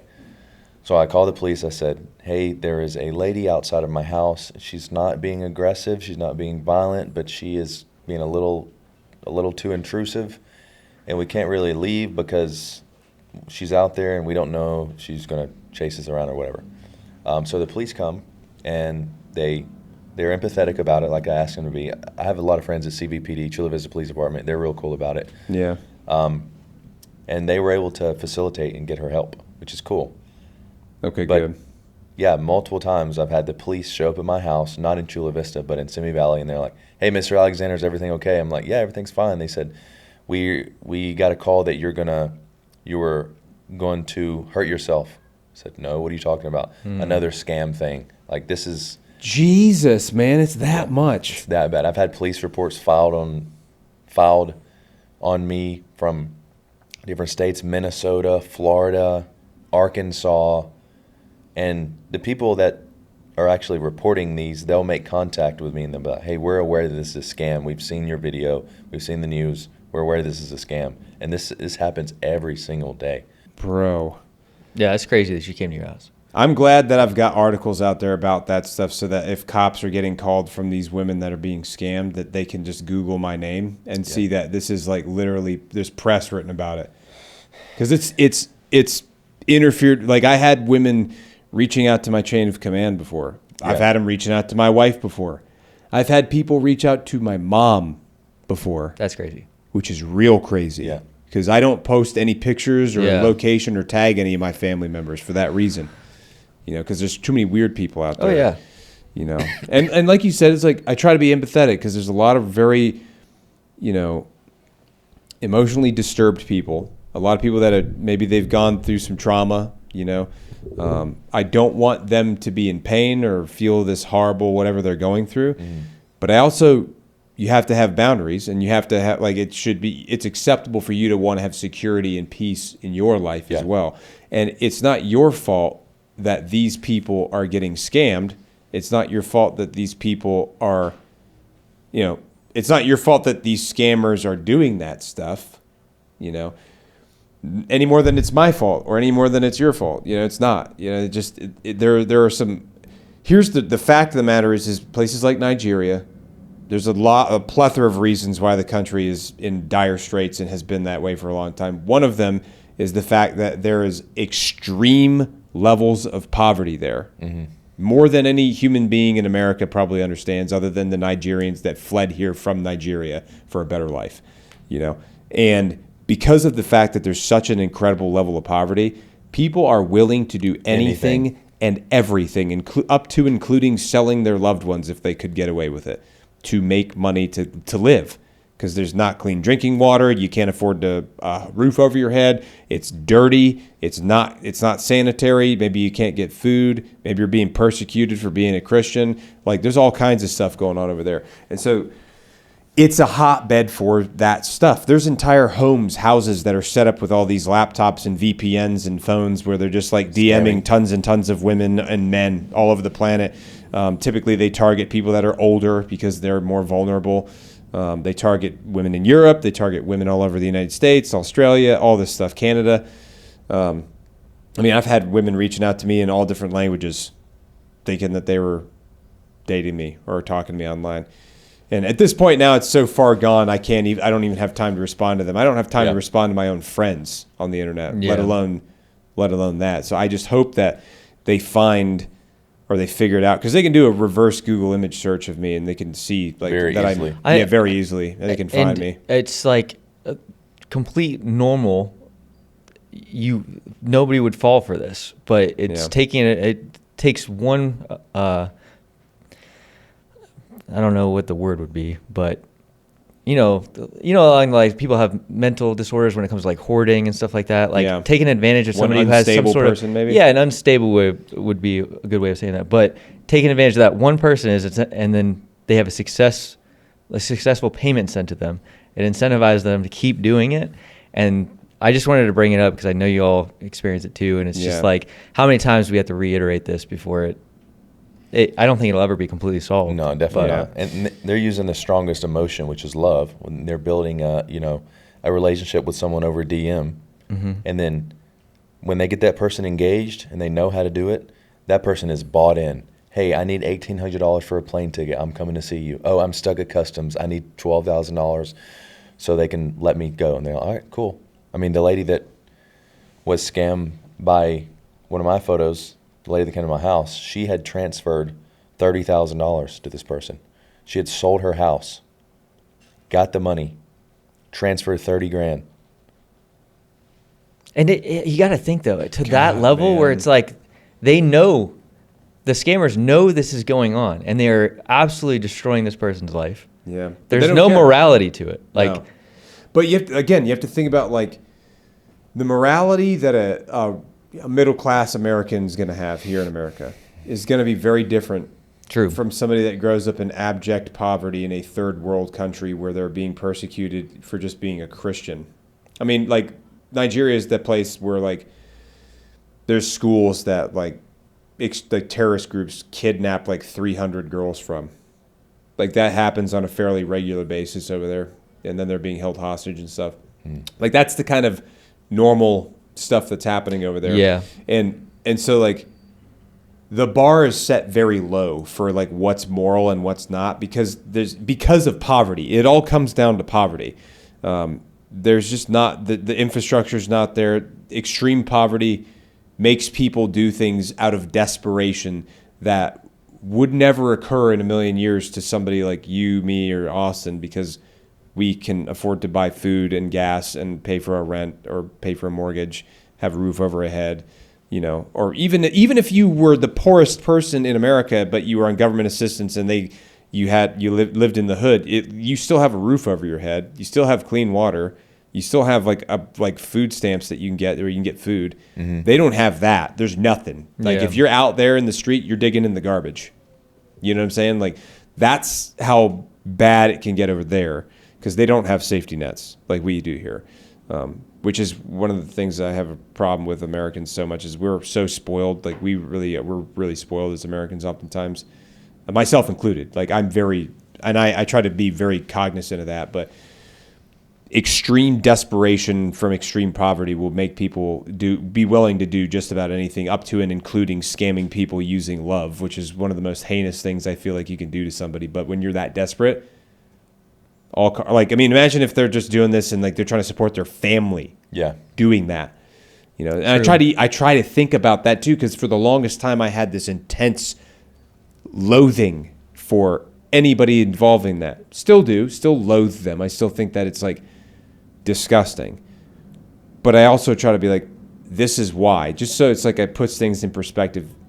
What they're doing is atrocious, but they're doing it out of absolute abysmal desperation. Mm-hmm. And is it kind of a slippery slope with the whole, because they're not scamming for like a livable wage. They're scamming to get as much out of the scam as possible. Well, 20 grand so to come up there. Oh yeah, 20 grand over you get there. What I'm You'd saying? be able to live for a long time. They're not like, hey, I need a couple $100 and then I'll only scam this one time. No, they're shooting it's for the like stars. It's as much as possible. Mm-hmm. Well, some of them might be using that as a means to get out of the country, to get to Europe, to get to the UK, to get to America. You know, that may be what part of the deal. You know, maybe they're in debt to somebody that's like threatening the lives of their whole family. Yeah. You know, they're like, you better scam these people and figure out a way to get money, or I'm gonna take the lives of everyone in your family or something. Because there's a lot of organized crime over there too. I've seen a lot of these conversations that are screenshot to me, and sometimes they will go on for years, year and a half, 2 years, of these people building this relationship. And I'm like, if there was a sense of urgency, they would have cracked and said, hey, will you send me $300? But I think a lot of it is due to greed. No, there's guaranteed greed involved in it too. But I mean, there's a whole lot of stuff. It's probably a mixture of desperation, and they figure out this is a business. I mean, they have an entire section of their government that's dedicated to tracking down scammers because it's so bad in Nigeria specifically. Well, I don't think they're probably not doing a good job, because it is rampant. No, yeah, it's not. They're not. But the problem is the government over there is extremely corrupt too, like extremely, which is why they have such a bad problem with security of their own nation. They can't protect their own people who are in like private schools, because they don't like. There's like when it's that level of corruption, like you know, you can't guarantee safety for your citizens. You know, how did you guys meet eventually? Tinder. No joke. Talking about us? Yeah. Oh, yeah. Grindr. We met at a Florida event. Wait, which one? It ain't Grindr. You were at a Grindr, podcast. dog. No. You were at a podcast, Podfest. Yeah. And I randomly hit you up because Podfest. I must have saw you were in Orlando or something, and then I hit you up, and I was like, "Oh, you're going to be in Orlando, blah blah blah." And we've been following each other for a while. Yeah, but like the whole thing, you were in, because I'm from Orlando, Mm-hmm. so you were in Orlando, and I was like, "That's right down the road from me. We might as well meet up." And you had just gotten done with Podfest or whatever it was called. Yeah. Was it called Podfest? Podfest. Yeah, and that was short-lived. We went to Dave and Buster's afterwards. I do remember that. And we played Dance Dance Revolution because you thought you could beat me. And Emily was there. You up in DDR because you were like typing up this whole game. I've been playing it since I was a little kid. I told you all of this, and we went on the hardest setting, and I smoked you. So. You had the whole entire DDR like infrastructure with the really nice pads, metal pad. I had an Xbox sheet that I would put on the floor. Well, you act like I didn't grow up in a smoky arcade when I was young. There was a place called Rocky's Replay. When I couldn't afford arcades. Okay, bro. I was Rocky's Replay. It was quarters. We were playing with quarters, and we go in there, and it was secondhand smoke, and DDR was fueling my childhood. And your lungs were just thriving. Yeah, I mean, I think that's what made me a little more resilient, because you're basically doing cardio while getting hotboxed. Yeah. I love DDR. I love DDR. I know you do, but you're I not could that good probably at beat it. you. I'm pretty good. You're at not it. that good at it. Anyways, So you met at a Podfest. Yeah, Podfest was an event. They had I'll never forget a question that I got, and I want to mention that in a second. But I was invited to host the military portion, and there was like 15, 20 of us. But it's like Austin Alexander is going to host this military block. Yeah. And I stood up there. I'm like, yeah, I'm Austin. It was my first event. Hey, I'm Austin. I've been creating on YouTube for about 2 years now. I'm set to get out of the Navy here in November, and I'm here for questions. I didn't really know how to speak or anything. People were just asking me questions like, how does YouTube algorithm work? How does A/B testing, or I don't think they had A/B test at that time. No, they didn't. But we were pretty new. a little something on the back end where we would change the title and monitor the analytics to see if there's any spike. I was talking about strategy and stuff like that, and this lady said, but your content's all about active duty military. When you get out, you're not going to succeed. And I said, Like, Damn, she just straight said you're not gonna succeed. She didn't like say anything else. Like, yeah, she's like, what are you going to do when you get out? I was like, I'm going to keep creating on YouTube. And I struggled with that for a while. What if people don't like me when I get out and I'm just a civilian again? What if I don't have anything to bring to the table? That was a big struggle and big worry of mine. And when I got out November 13th of 2020, it weighed on me like crazy. I felt like I had this huge weight on me to perform, because if I didn't, then I would lose it all. But I told myself, I said, I'm either going to make this work or I'm going to go homeless. And there was some times where, obviously as a business owner now, getting out in 2020, it gets tough.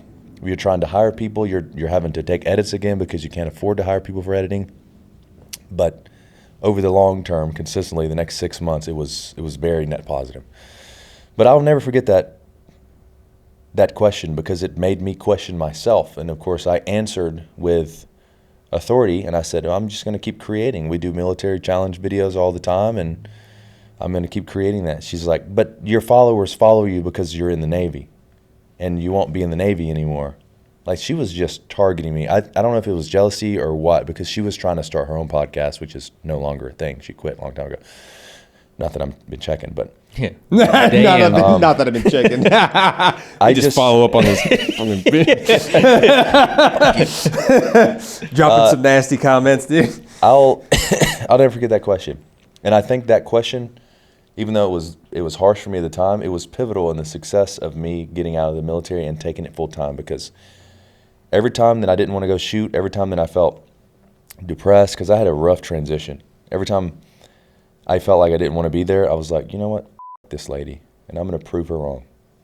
And to this point, I think I have pretty well. Yeah, I'd say so. Pretty decent. You've been pretty damn successful. You know what's funny Thank is you. I remember you starting on social media, because I was on social media before you.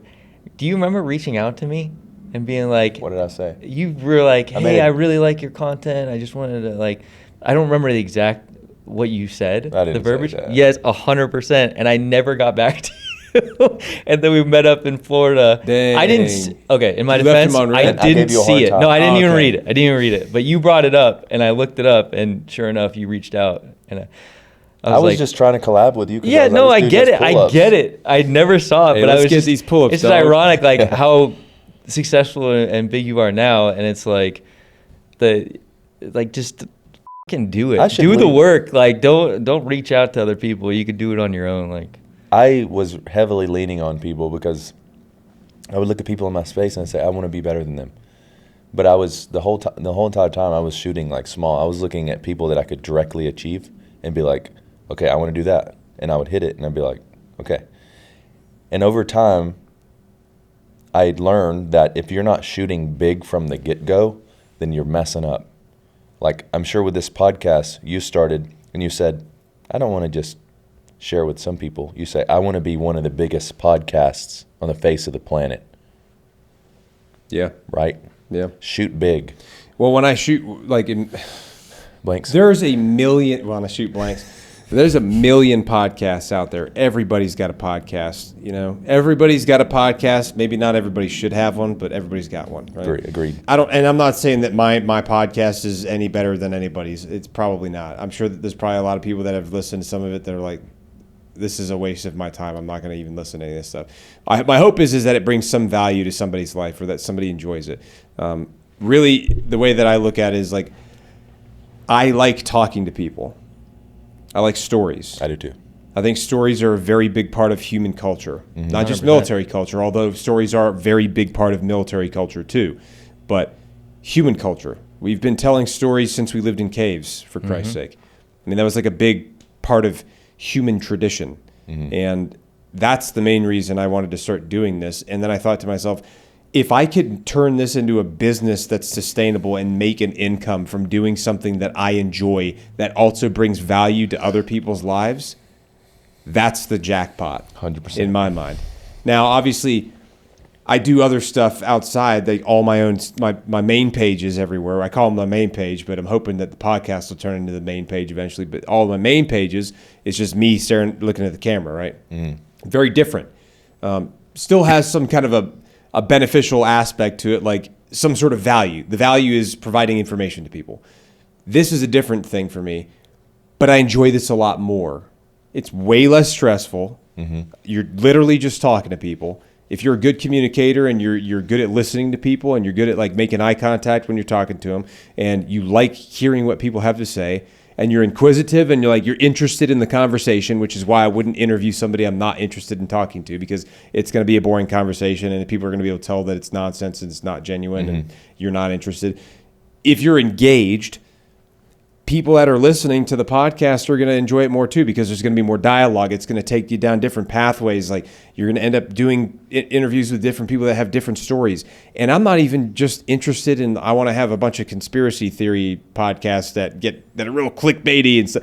I don't even care about that. I just want to talk to people that have good stories. And I want to share good stories with other people. I do have a question for you, and I don't think you've gone down this route yet, but how is streaming on Twitch? I mean, I enjoy it. I think that's the biggest factor there. The searchability is non-existent. Like the recommendability. It's all in So like you have to basically say, I'm going live to bring. You need to bring people from other platforms to Twitch to grow it. Okay. Or know people. Yeah. Collab with people and stream with them. Yes, collab with people, stream with them. Or be a hilarious peanut. Or be funny, yeah. And there's a lot more to that I can tell you off air, right? But there's a lot that goes to it. I will say the one thing that is like probably the most beneficial is if you have large platforms that are not on Twitch before you got on Twitch. I will say. And Kick too. So Kick wasn't around when I started streaming. Yeah. Because I tried it. Yeah. And I will say, because I love playing video games. That was like, I do too. That was like my thing for a while. I would play them off stream. It was like my hobby. Yeah. But my whole thing was competitive first person shooter. So like, grew up playing Counter-Strike. And then now the modern time is like Valorant. And I think we talked about this a little bit. Yeah, You play a lot of Helldivers too. I love that. That was like my casual shooter that I would play with my father-in-law. Okay. It was just a good way to connect. Yeah. But and it was also on console, so I wasn't like straight addicted to it. If I get on the PC, I'm cracked out. Cooked. I am like locked in. As soon as it's one of those what is it? You don't want to end on a win, and you can't end on a loss. So like you just keep getting in this vicious cycle. And I thought, because I just had to put the PC away because I had a kid and I don't want my son to be like, where's my dad? Like, oh my God, he's up till 4 in the morning. That's so terrible. Where's my dad? He's up at the 4 in the morning trying to grind like Ascended Valorant. Yeah. I just picture like a Meat Canyon video of the dad in like a dark room with a bright screen. He's like, so what I'm getting at is I tried streaming, but sitting there trying to be entertaining and play the games at the same time, I actually found it extremely difficult. it is. Because I was like, I did it for like 3 hours. I was like, I could manage 3 hours, but I was like booty sweating, like just sitting there for so long. And I felt like I was not being entertaining at all. And I was like, this is actually way harder than I thought. You have to have a tolerance for this. Yeah. There's a lot of really good streamers out there in the military veteran community that I know that are out there grinding, doing a really good job. They're good. They're engaging. Some people do a better job than others. Some people are more engaging than others. I like to think that unless I'm like locked in and trying not to die because I'm like getting shot at really bad, like if I'm playing a game that's not like a shooter, it's usually easier to talk to people. Like if I'm Yes. playing Silent Hill, for example. Like I was playing Silent Hill F the other day. I just recently started streaming that and recording it for the gaming channel because that's another thing I want to lean on real hard is posting more video games on the gaming channel on YouTube because I really I grew up on video games. This whole sleeve is all video games. My whole chest Final is Fantasy? video games. Yeah, Nice. so there's a lot. And it's also a really good way for me to. Demon Slayer? Yeah, this is Demon Slayer. Yeah. It's Tanjiro, and then Asta from Black Clover. Nice. And then Satoru Gojo from Jujutsu Kaisen, JK. and then All Might from My Hero. My Academia. Hero. Heck yeah. I have no clue about any of this stuff. Super big nerd, obviously. Love anime too, but What's your opinion on Solo Leveling? I binged the whole rest of it. I love that show. It's so good. It's so good. It's It's so unbelievably All right. good. Oh Yeah. man, it's like that show is like. I mean, it's straight peak crack. aura farming, but Yeah, it is peak so good. aura farming. It is literal aura farming. Yeah, but it's so good though. Yeah. But one of the big reasons I like streaming on Twitch is because it's a way for me to connect with my brother too.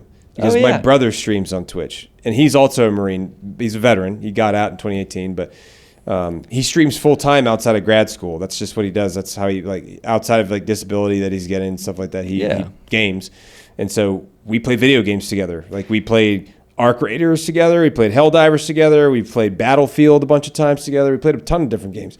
And so that's a way for us to hang out with each other digitally. And so we can both stream. We can co-stream. It helps him build a platform, helps me build one. And then plus I can share it to all my other platforms. And even though it doesn't really translate very well, video games and current events stuff doesn't really translate well, but some people come over. Yeah. And then eventually as the YouTube gaming channel grows and I start getting people to the gaming channel, maybe they don't know I have any of these other channels. Maybe they just find out I have a gaming channel and they start following there. See the vision. They're going to see the streaming channels there too and probably start tuning in. Maybe. Are you? I don't know how it works now because I don't think it was around, but I heard of it. Are you able to dual stream platforms? Yeah, you can stream to as many as you want. Pretty Because I remember depends on Twitch your had a PC. freaking. They were if you're partnered or whatever it is with us, they're you can only stream on our platform. No. Streaming, you don't get penalized for dual streaming anymore. Okay. Or for multi-streaming is how people refer to it. The one thing is though, if you're multi-streaming, you can't have the logos for other Gotcha. streaming platforms anywhere in chat. Gotcha. Yeah, so if you have your chat on screen, you can't have it can't have the name of the other companies on there because Twitch doesn't want Kick's brand on their streams, and Kick probably the same way. But yeah, you could if your PC can handle it, you could stream to Facebook, you could stream to Instagram, you could stream Good old TikTok, Mixer. you could stream to TikTok. You could do Facebook, Instagram, X, TikTok, Do you do that? YouTube, and Kick and Twitch all at the same time if you want to. I don't do that. I've trimmed it down because it's more valuable for me to just do 2 platforms. I used to do 4 at a time, 5 at a time. It also helps if you've got 2 PCs, one for gaming and then one for streaming. And then you link the I gaming have heard that PC because up. the hosting of too many, it just bogs the game It performance down. reduces the performance of the game because it's a lot of bandwidth Oh, yeah. on that computer. So it's just easier to have it on, you stream on Kick and Twitch, and those 2 are the only ones. Until it becomes more lucrative to do on the other ones, that's probably what I'll stick with for now.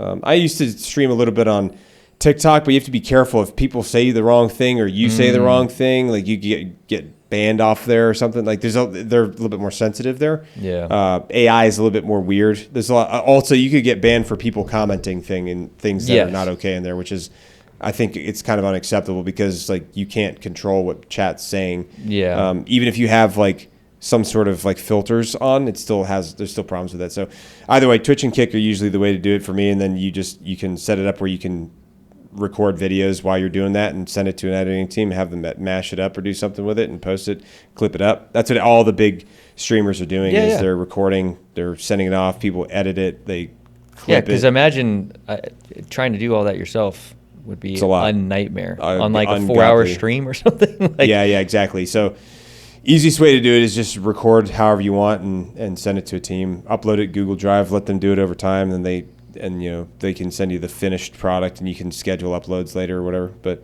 obviously, having good speed internet helps with that. But I 100% agree with what you're saying with connecting and staying in touch with your brother, because my brother lives in California. Yeah. My other friends live in Florida.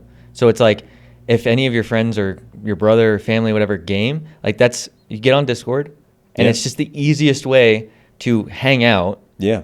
While also playing like a common mission, like you're just hanging out. Yeah, it's just like what we would normally do if he was at my house. Yeah, instead of being on LAN, you're just across the way. Yeah, exactly. So that's like been really helpful for us, and we've been playing like Halo. We're working through playing through all of the Halo games on Legendary co-op and beating all them together, and then recording them and posting them after the edits are done on my gaming channel. Nice. Which don't perform that great because they're not new, they're not cutting edge, they're not like a new trendy game, but it's something we grew up with doing and that we enjoyed, so I don't care. It's like, and that'll be something we can always go back and rewatch and be like, oh man, I remember that mission. It was a good time, So it's just another good way to connect. It's enjoyable. Yeah, and that's really what it comes down to. Is you got to do. If you didn't enjoy it, you wouldn't still be doing it. No, like the fitness competitions. I can say that I enjoy all of it, although it is a lot of work and it's stressful sometimes. Yes. The finished product and the process, I enjoy. Mm-hmm. Gear with Battle Bunker. I use sandbags. I use weight vests. I use resistance bands. I use ab straps occasionally. Not as much as this guy. Ab straps? Greatest workout tool. What's an ab strap? Where you put your arms in and near your armpits. You hook it onto a pull-up bar. Oh, for the pull-up bar. Yeah. I forget they're called ab straps, but you can do like knee ups. They should. Like that. Honestly, we should vote to rename them. To what? Battle Bunker? No, like core straps. Because ab straps is it's not justifying the actual use, the function of the thing. It's such a good workout tool. We can call them core And if you struggle with pull-ups, just get some ab straps. Yeah. It creates that internal compression. It's fantastic.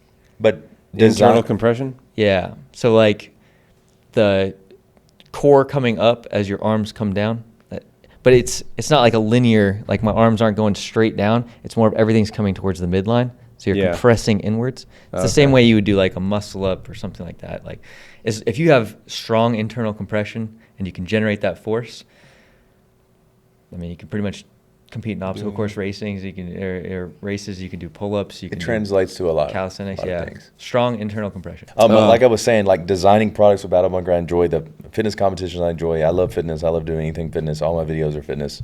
Yeah. Love it all of it. Yeah. Well, and that's the thing. It's like I do enjoy. Well, I like playing video games, much like you. I like playing video games. I enjoy it. It's a great way for me to detach. Because like I'm so locked in on so much like dark stuff every day, just like looking at current events. So like it saturates my brain with negativity, and so that's a really good way for me to like pull myself out of that a little bit. And then also, in addition to that, the podcast stuff, like I said, it's just like I enjoy talking to people, and everybody's got a good story. I feel like you have a good tolerance for things, like just from hearing how you talk about gaming and whatnot. The reason I can't game is because I cannot play a game for an hour. Really? I think I have an extremely addictive personality when it comes to games. I think it's just the competitive itch. It's such an easy way to get into a competition. I turned into a sweaty grind, and I was just like, I need to tuck this thing away. And a sweaty grind. Oh, 100%. Like that sweaty grind. I like that. And I mean, I'm 35 years old. Yeah. And I was playing Valorant not too long ago. I know, right? I'm playing with these guys on Valorant, and I hear a kid was like, for some reason the age came up, and he's like, yeah, I'm 22, and this kid goes, holy you're old, and I'm sitting there like 35. I was 35. Like, I'm not telling. And so the rest of the time he was like, damn, Unc, you 22, you need to get off this. You need to take care of your kids. Unc? And I'm like, this guy is talking to me without actually talking to me. Yeah. And then I actually owned up to it. I was like, wait, how old are you? And he was like, I'm 14. And then he starts like cussing and stuff. And I was like, Well, I'm 35, guys, and the only reason I'm saying that right now is because I'm top frag, and I was like, you guys are letting an old dude carry you, and he goes, "Damn, Unc, what are you doing on this thing?" And I was like, dude, what is it with Unc? These like Generation Alpha is the ones that use that word the most. Yeah. Like not even Gen Z. It's mostly Gen Alpha that are saying Unc. Yeah, it's just the new way of anybody, I guess, Being older older than than 20 years old or something. Isn't that weird? I really used to weird. feel that, like, look up to like the Gen Xers like that. I viewed the Gen Xers as like, well, they're like the middle-aged people, Yeah. you know. And then like now, me being a millennial, almost 40 years old, I'm like, now it's Damn, weird. Unc. Now I understand. Damn, Unc. Yeah, I'm like, bro, what? Like, but again, like, I think that no matter what age you are, you can enjoy playing video games with people. It doesn't matter who they are, what they look like, how old they are. Like, you can enjoy playing video games with I people. totally get why that was a fragile thing to say. Yeah. Yeah, You have to but I make sure agree. you phrase it the right way. But I Yeah. think video games are like a timeless thing that I think all ages can enjoy. If you were to take like a father-son dynamic, like, Yeah. that would be a very large spectrum of age. Sure. Where you can still both, it's completing a common mission together, right? Yeah. Very military-esque, which could be Yeah. why we like video games. Yeah. Yeah. Probably why Especially I like like shooting and killing people. I mean, in think video about it, games, like, too. that is very Shooter military-esque, where it's like, you log into a lobby where you don't know anybody, Yeah. and you're all a common mission Yeah. to win the game. Yeah. And To that's capture basically the what the flag. military is. You join the military with all these people you'd never met before, and now you have a common goal you have to do. And so Yeah. that could be why the military gaming community is such a big. Definitely. Yeah, there's factor. a lot of vet gamers out there that are just big time. They're just full time streaming. Oh, 100%. Most of them had other jobs or side jobs in addition to streaming because it doesn't make enough money. Like especially initially, you know. Yeah. I mean, most of the people I know that make decent livings on streaming have been doing it for like, 3, 4, 5 years or something like that. I mean, it does take some tolerance too, and it takes some knowledge because you're watching a military, like a vet, and you see him go down like a rabbit hole where he's like, "Oh my God, this reminds me when I was in f***ing Nam." Yeah. And Yeah. Well, it depends on who that person is too, because everybody's Yeah. different. I know guys that have experienced extreme combat that don't have any issues. Yeah, And then I know 100%. people that never experienced combat that have extreme Lots of issues. So it's Yeah. like it's really up to the individual. But I think you're doing a good job with this. With what's the regiment? Regiment Gaming. Yes. Yeah. I Well, think- they're doing all of it. I'm just like I try to help support what they're doing because I But think didn't you it's have good. a computer that you gave away with like your face on it? Yeah, that was them though. They were like, hey, I know, but let's- it's still a big part of that. Your face is on the computer. Yeah, yeah, so yeah. It's like, Well, but so he's crushing it. Yeah. He's actually here. The guy that founded that Oh, nice. nonprofit, and he's a Marine. nice. Yeah, he was a Marine, Even or is a Marine. But yeah, he after he got out, he went full time into this. Like gaming is a really big thing. They give away computers, and like I'm just lucky to be able to be a part of that. Like be a part of what they're doing. That's cool. I think know? it's a really good pipeline because it doesn't necessarily need to be turned into a business for everybody. But I think a lot of vets love playing games. Yeah. And having some sort of network to lean on in that regard, like They've got a it's huge healthy. network. Yeah, it's good. It builds more community outside of the military that For a lot sure. of people lose when they leave service. Because a lot of guys get out and then they feel disjointed and disconnected from their people. Because like for the longest time, you're in the barracks. You could walk down the barracks hallway and there's your buddy's room and you could pop in there and hang out, whatever. And now you're in your 1-bedroom apartment in this town that you used to live in when your family was living there or whatever, and you moved there to get some job just to make some money, but you don't know anybody really and you don't hang out with anybody and nobody's at your house and you're in there in your dark house by yourself. That could be kind of a depressing, dark place For sure. if you do it the wrong way, if you're not like careful, So this is a great way, again, through digital interlink, right? Like people get on the Discord. There's a regiment Discord. You can get in there. Everybody's chatting it up in there all the time. People are getting on games every day. The regiment gaming Twitch is live every day. Sometimes they swap it off and let different people run it different days. They have events they do all over the place. They give away free PCs to vets all over the place and veteran organizations like the VFW and all these other veteran organizations. They get people connected through video games. Mm-hmm. I think it's just it's an awesome idea. It's such low hanging fruit because most people like playing video games Yeah. in my experience in the military, and it's so easy to develop that network long term. And there's a lot of guys who play video games while they're active duty. Yeah. And then transition out. I played a lot of video games when I was active duty. Yeah. In infantry, you're either in the field or you're training or you're in your room playing video games. Yeah. It's like that's kind of the way it works. Back in the what was it? My favorite military time frame for video games was Modern Warfare 2. Oh yeah. Because that was just the chaos ensued. Yeah. I just loved that time frame. And everybody was just cracked out on it. Oh yeah, all day. Everybody's like, all right, hey, we're all going live after we get off of work for the day. 100%. We get secured at 16, 17. All right, go to the gym, get some chow, workout. We're gonna come back. We're hopping on at 7 or 6, and we're gaming the rest of the night till we get to go to bed and then wake up and do PT the next day or whatever. Yep. Yeah. And it was genius for them to have that halftime where both teams could talk to each other at halftime. Oh man, so you know much what I'm talking about, right? Dude, so much crap talking. Oh yeah, it's good that's dead and buried because some of the stuff that was said in those chat rooms was just oh yeah, horrendous. There'd be way too much. There'd be the moderation for that would have to be so strong nowadays. You couldn't handle it. It's like the old Xbox Live chat rooms. Like it's just heinous. Yeah. Heinous, and it's like some 9-year-old kid that's cussing you out. It's like, dude, you can't have that these days. And these days, like those kids would probably be saying some even worse stuff, like especially with the way like social media feeds. Unk. Yeah, well, call me Unk is soft. I know compared to some of the stuff I'm hearing, but it still hurts. Yeah, it still hurts. Still does. Austin, you never played video games, did you? Yeah, I played Call of Duty Zombies. Oh, Zombies? 2010, 2011 is the reason I dropped out of college. I would stay up so late with playing with my cousin Joey. Joey? Because he lived with us at the time. And I would stay up late until 2 or 3, and I just wouldn't wake up for college. I just wouldn't go. I would repeat the same night, and I was like, you know what? I don't want to go to college, so I just quit going. Oh, wow. And then I have an addictive personality as well, too. I like to shift that towards work or learning something.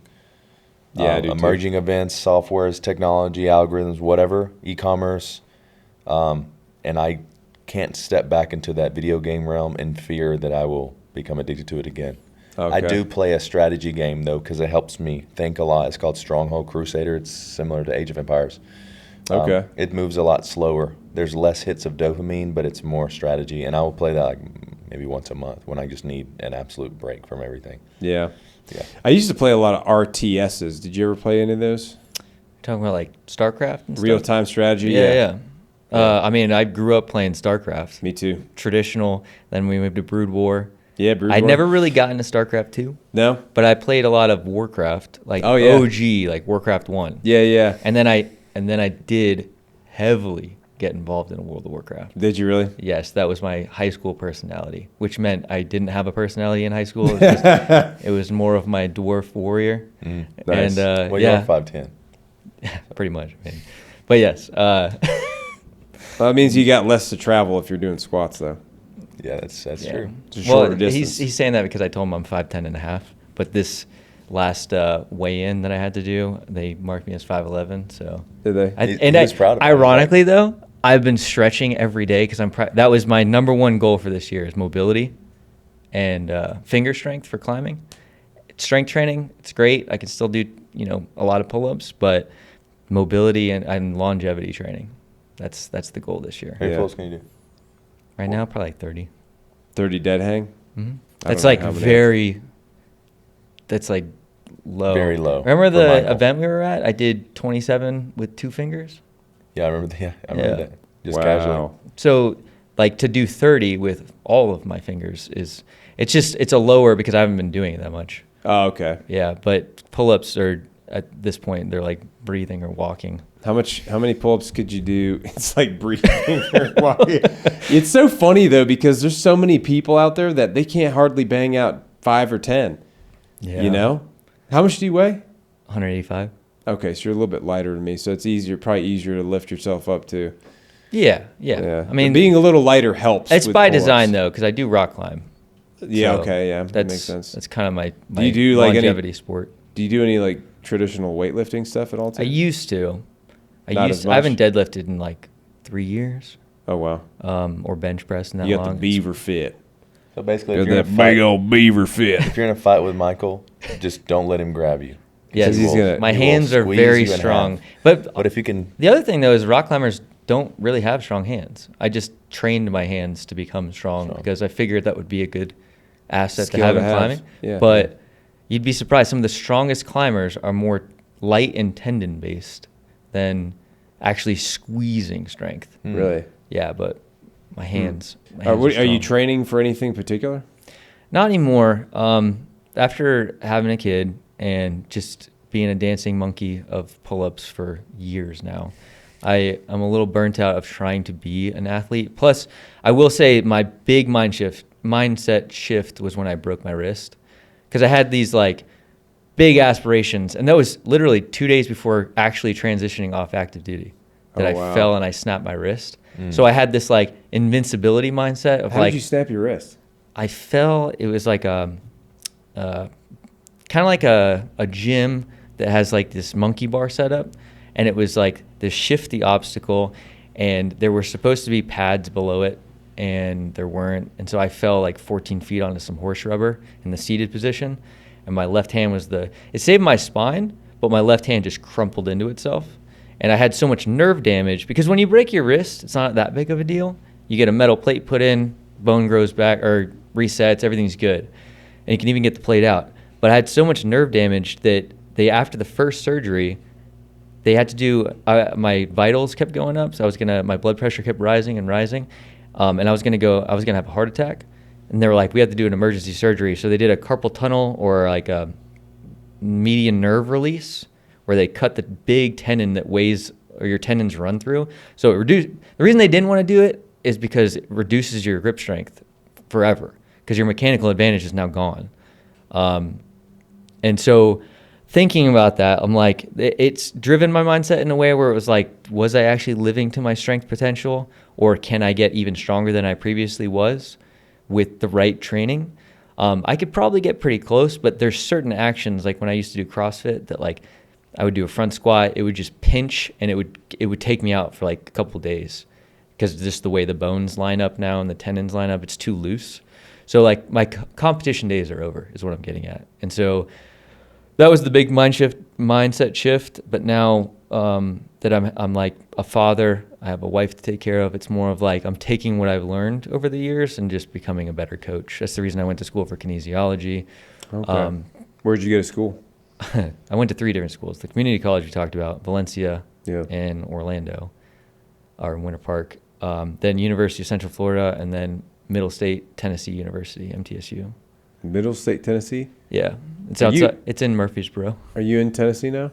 I'm actually in Kentucky now. Kentucky, okay. Yeah, we were in Tennessee, but then we moved to Kentucky, and we're actually moving back to Tennessee Are this you? year. Yeah. What brought you to Kentucky? Family? My wife, she's from Kentucky. Oh, okay, Yeah. cool. But like, I mean, And You gonna be in the country in Tennessee? I say this as a joke to the small group of friends that I have, but I'll say it publicly now. I was like, I love Kentucky. It's very small town-esque, but I'm kind of tired of like trying to get a hold of somebody by using smoke signals, and so like I want to move back to where they have like a pretty good infrastructure. Yeah. Like Nashville area is great. Like I love Nashville, and so somewhere around there would be awesome. It's just Yeah. cows and nicotine in Kentucky. Yeah. oh yeah. Yeah, Nashville's a pretty cool city. It's a little too busy for me. I love Tennessee though. Yeah, I would not be against living in Tennessee at all. For sure. And I don't like I'm not saying in Nashville. I'm Yeah, saying like like in a suburb or something? Murfreesboro's hour-ish outside Nashville. Okay. And I mean land's a little more affordable. Like Yeah. it's just but that's where I did go to school out there, so that's the reason we Okay. lived there. But Yeah, I got a few friends that live in Nashville right now. One of them I went to school, to college with when I was in the MESEP. oh nice. Yeah, we were in MESEP, yeah. Yeah, we were in the MESEP together. We both went to UNC. That's where we did our undergrad. Now he's up there at grad school, like on active duty at grad school. Part of his orders is to finish a master's up there. So, and his cousin lives there. Funny enough, so I'm actually getting ready to visit them here in the near future at some point. Nice. So, my brother also lives in Tennessee, but not there. Yeah. So I got to go up there and visit him. Check Yeah, out the area. I mean, I'm from Florida, super flat, but Tennessee was just a good combination of where my wife grew up and close enough to her family because it helps with raising a kid. Yeah, well, like her mom's with her right now, like so okay, help and take care of the baby. Yeah, that helps a lot. Having family close by when you've got kids, yes, or even if you don't have kids, it's nice having family. Well, we close freaking by. have 2 epileptic dogs. We have 4 dogs, and 2 of them have epilepsy, so they have seizures like every 2 weeks. Oh, jeez. So you've been to his house before, right? Not in Kentucky, no. Not the Kentucky one. Yeah, you went to Tennessee. Okay. But yeah, we'll have to have a get together in Tennessee when you all are get some around. barbecue or something. Yeah, it'd be good. Well, Just when we some move good back barbecue. and we're situated, so Yeah. But that'll be fun. Yeah, we'll love figure something out. barbecue. Yeah. You have to get Austen to fly out there. Yeah. Be good. Be a good time. I love barbecue. Yeah, I do too. Yeah, Tennessee's got some really good barbecue too. Especially, obviously Knoxville's got good barbecue. So does Nashville. I like Eastern Tennessee. Gatlinburg. Oh, got yeah. some good Gatlinburg. barbecue. I've only been there once, but it's really pretty. Yeah, Gatlinburg's beautiful. It's very touristy. It is a touristy area. I wouldn't live there.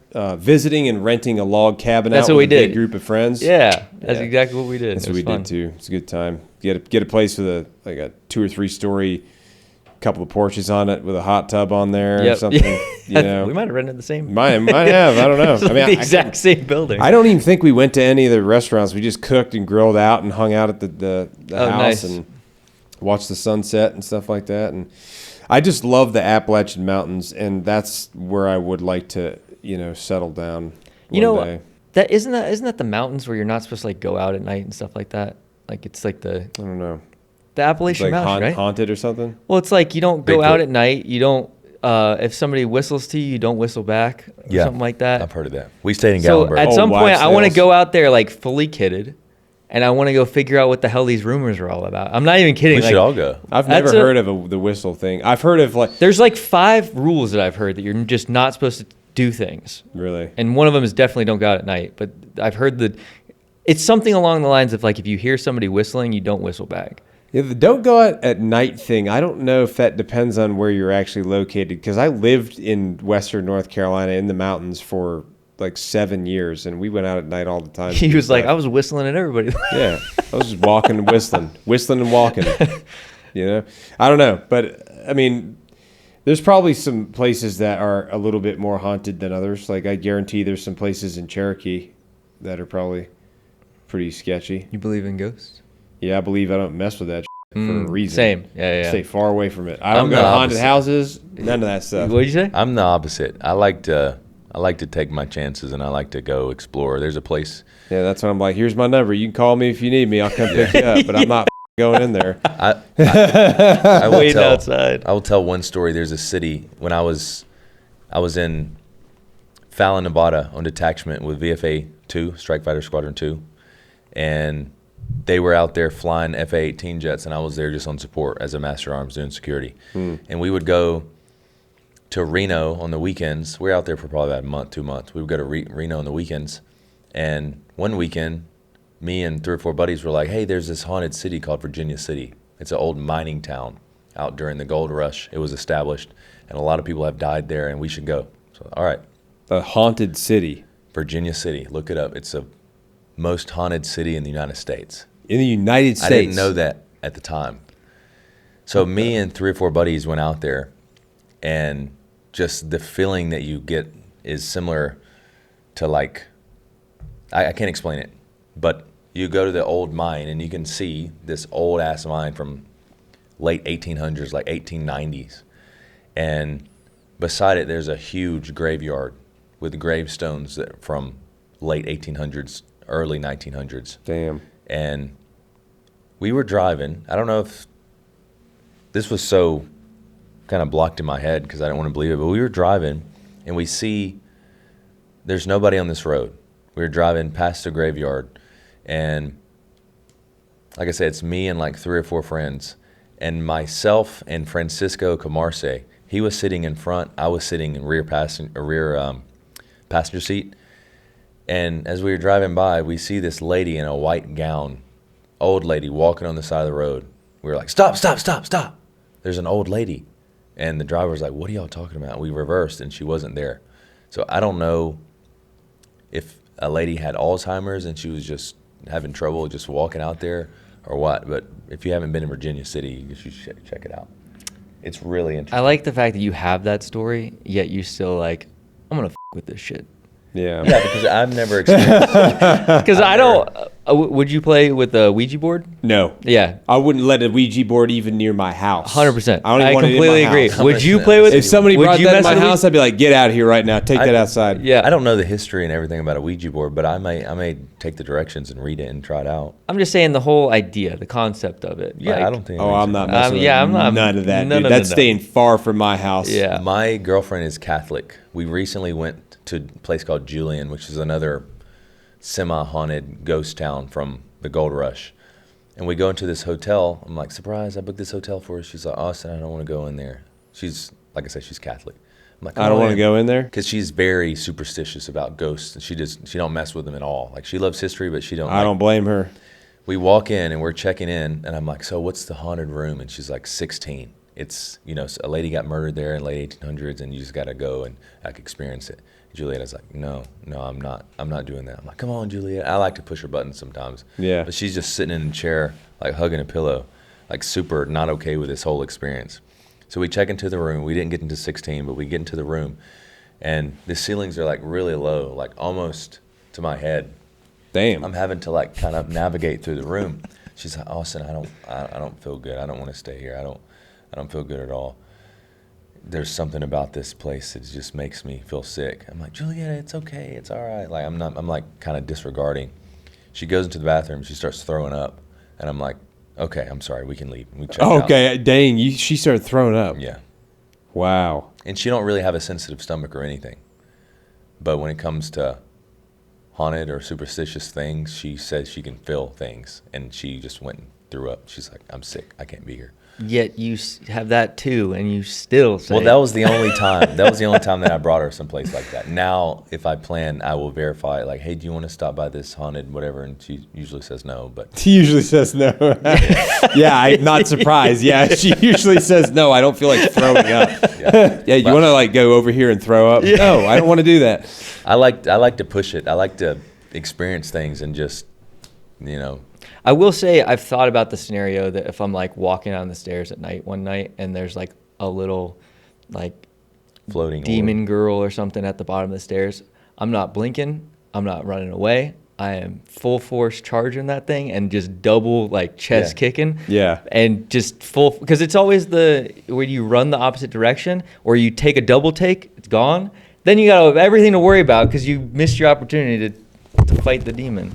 Yeah. I just thought about it because I was like, that's a situation that like you got to make a decision before, like how you're going to handle it. Go for if you run into it. I mean, that's a cool experience regardless. Like, hey, one time I fought a demon. But knowing me, it'd be like my wife coming up the stairs and I just double. Have you leg guys ever drop kick. read that Reddit story called "We Bought a Farm" No. in the mountains or something? Honestly, probably one of the scariest stories I've ever heard in my life. Oh, here it is. It is 5 years old. Is it? It's called "My Wife and I Bought a Ranch in the Mountains Last Year." Read to us. Oh, it's too long. Yeah. It's too long. So they're making a Netflix movie or something out of this. Acquired for adaptation in 2020. So it's being developed by Amazon MGM Studios by director Drew Hancock and also producers like Sean Levy from Stranger Things, James Wan from The Conjuring, and oh my God, it's going to be so good, dude. It's a 6-part horror story. 6 parts. That's crazy. And it's all from the Reddit post. It's all from a Reddit post. That's crazy. The guy came up with the story, he posted it. It took me a few hours to read. It takes a few hours to read. So it's based about this guy who he's a Marine Corps veteran. He served in combat in Afghanistan or Iraq. I can't remember. It's one of the two. And he moves up to this this ranch up in the mountains. I can't remember what state it's in. It might be like New York or something. I can't remember. Maybe it's Idaho or Montana. I can't remember. Something like that. Anyway, he buys this ranch. This ranch has neighbors. They get to know their neighbors, but it's a long story. But eventually what happens is one of the neighbors, I think it's the father or the husband, like the two women, like his wife and the old man's wife go off and they're doing something. And the husband's like, we need to sit down and have a conversation because there's some things you need to understand about this house, this property now that you're living here. And he tells them this story about these things that happen at different times of the year. And basically, there's these strange incidents that happen, and it's the same thing that happens every year at these specific, it's seasonal. So in the fall, this certain thing keeps happening. And it happened to the previous owner too. In the winter, another thing happens repeatedly that keeps happening. In the spring, a certain thing keeps happening, an anomaly of some kind. In the summer, something keeps happening. And he basically he sits this guy down and tells him, like, this is what's going to happen.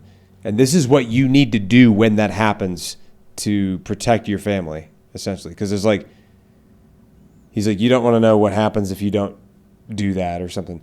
Anyway, it is the most terrifying story that I've ever read in my life. I read the whole thing all the way through because I couldn't stop because it was like captivating, like really captivating.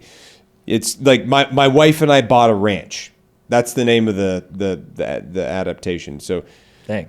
It's going to be unbelievable. If you haven't read it, I can't recommend it enough. I would genuinely be down to film a podcast that's just me reading the story, even if it was 4 or 5 hours long. That would be good. Yeah. But I can't because the rights to it have been bought, so it's copyrighted now. So it's too Not late. with that attitude. You just got to do it. Yeah. Just gonna take it down for copyright. Yeah, you get a fat cease and desist from Amazon, dude. I'm not trying to do that. But if you read it in your off time, because dude, it's such a good story. My brother, it was posted 5 years ago. It's still on Reddit? It's still on Reddit. You can find it on there. If you've got time, like if you're flying or something like that, you're not doing nothing, and you got Wi-Fi, read it. Okay. It's a damn good story, and it's got a great plot. It's crazy. It is crazy, but yeah, Sounds good. yeah. Sounds I terrifying. wish I could tell you more about it, but it's like there's I'm telling you, there's like some scary stuff that happens in this thing, and it's like, Did someone die? I don't remember. No spoilers, dude. Come on. Yeah, I don't remember. I'll read it. You brought up Stranger Things, by the way. Yeah. Where were the Demogorgons and the bats in the final fight? You know, I didn't watch the final season. I haven't seen any of the episodes. My wife watched a couple of the episodes, and then like I remember seeing everyone making fun of that one scene, but I just haven't had time. I've been so busy, but I want to because I watched that series since it came out all the way through, and I loved it. It's not great. It's not as good as the first few seasons? No, the last season was my favorite. The one before the last season. Okay. Yeah, the with the if only could we, the song that plays. Yeah. Oh yeah, that's right. That Running Up the season Hill? was well, that season was fantastic. But this, I'll let you watch it. But Okay. it's a You grunt. feel like You you let gotta down? you gotta grunt through it. Okay. Yeah. It's That's just a the bummer. acting's like weirdly subpar and it's just odd. Really? I don't know. Did you ever watch Game of Thrones? Yeah. You remember how that kind of ended? Yeah. Yeah, it left a sting. It was an Yeah, unfortunate because it was sting. so good all the way up till that last season. That's what I'm saying. And people were like, what? And Why'd then you end it like that? Remember the freaking White Walkers in the beginning? Yeah. They were like the whole world epidemic that was happening. Everyone had to unite together, and then one episode they were wiped out. I've Yeah. never seen Stranger Things. Yeah. You haven't? No. It's a pretty good series if you got time. But again, it comes down to like you work so much, I work so much. It's hard to like find time to sit down and watch a show. If you went on a plane ride or something like that, that's usually the best time for me because I can't go do anything. Yeah. It's like I'm on the plane So I might as well like watch it on my phone, or if there's on. I mean, because it's usually not on the selected movies. I'm the 1 out of 3 right now, just like kicking my feet up, watching all these series. Yeah. No, it's great though, because like I love movies and TV. I've been a huge fan forever. I mean, dude, I saw The Lord of the Rings: The Return of the King, I think 5 or 6 times in the movie theater. Damn. In the movie theater, like I committed 3.5 hours of my life 5 or 6 separate times to see that movie because I loved it so much. Dang. And I've felt like that about movies for a long time and TV because it totally transports you to an alternate reality, and it's like a story. It's a good storytelling. Tolkien's like one of the most brilliant people I've ever heard of in my life. Like the dude made his own language, for Christ's sake. Using I think he used like Finnish and some other stuff to make it. Like he created like I think a couple of different languages. Yeah. Like for the orcs and for the for the evil forces, and then also like for the elves, they had their own elvish language that he created out of thin air. Was Dothraki? Dothraki was the name of the wild people in the Game of Thrones series. Yeah, was that a made up language? That never Dothraki? existed, right? You know what I'm saying? I never did any research on that. They might have taken like another language and just used that and called it Dothraki, potentially, because I don't think they came up with a whole language. But yeah, that was like the guy that Jason Momoa played the main guy in the Dothraki tribe, and there was like a lot of like violent, intercourse scenes. In Lord of the Rings? That's what you remember? I don't remember that part. Yeah, there's also a lot of my rifle in boot scenes camp in was named Khaleesi. Khaleesi? Yeah. That's so funny. What's funny? Well, what's really funny is the South Park episode making fun of the Game of Thrones, and they're like wiener, wiener, wiener, wiener, wiener, because like you see so many wieners. Oh yeah. In that series, you'd probably love it, man. Yeah. I'm telling you. Game of Thrones? Yeah. I remember seeing one Kept me scene where coming Khaleesi's back. getting into the tub, Getting into a tub. bathtub. Mm-hmm. I think I know what you're talking about. Yeah, there might be He's multiple acting of like those. he's like he knows his wife watches this. He's like, I don't That's the recall. only one. Somebody showed it to me I on don't deployment. recall who is Khaleesi. Who's again? that? No, but it's been since 2015 since I've. Oh yeah, or 2016. Didn't I've it seen come Game out of in like Bones. 2010 or something like that? Yeah, I didn't start watching it until my first deployment though. I was in Korea. I brought a laptop with a hard drive. What year? 2015. 15? Yeah, 2015. I was out That was there. next door. I was in Iwakuni. Where? What? I was right next to time? it. I was in Singapore and South Korea. Were you? Yeah. Dang, Well, so we were all in the we went there on Pacific deployment. that year. Yeah. Yeah, it was a big party out there, man. Yeah, we were in Korea from, I think it was like August or September, October. It was like for 2 months. It might have been September and October we were there. Just binging Game of It Thrones. started out there. getting, just binging in the evenings. Because Yeah. like during the daytime, we were like rappelling and zip lining and rock climbing and doing a bunch of like confidence course stuff and like monkey crawling upside down on the ropes and stuff like that. Going up, it was like crazy. And then every night I was broke off because like you worked hard that day. And so we'd get back to the squad bay we were staying in. It was like this flat wood slat. And we just roll out our ISO mats, and I'd be sitting there with my laptop and just watch episodes of Game of Thrones until it was like I need to go to bed. Did you ever get to go to Iwo Jima? No, I never had the chance. That was one thing that was randomly tossed my way when I was in Iwo Jima. You got a chance to go? Hike up Mount Suribachi. Man, that's Put freaking a awesome. chevron up there.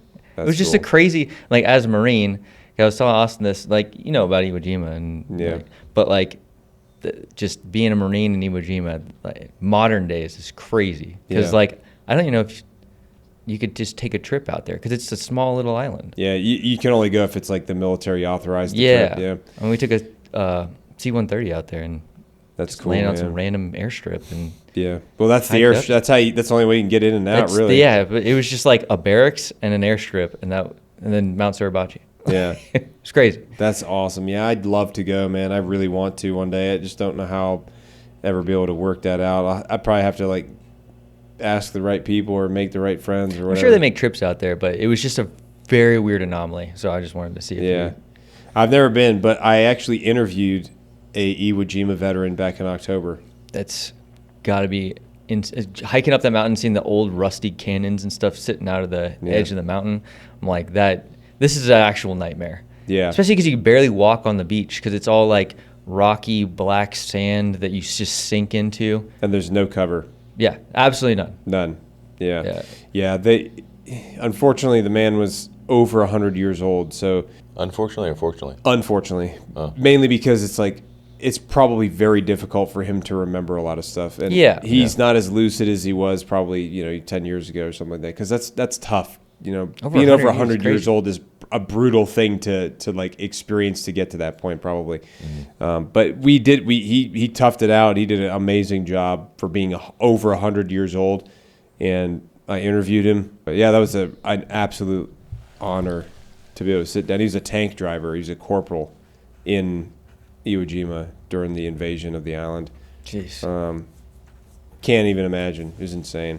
Apparently they found his tank like randomly, and they brought it to Quantico, and they found out who was the driver of that tank in Iwo Jima, and they brought him out there, and he signed the tank, signed his name on it and stuff. It's kind of it's like part of a memorial.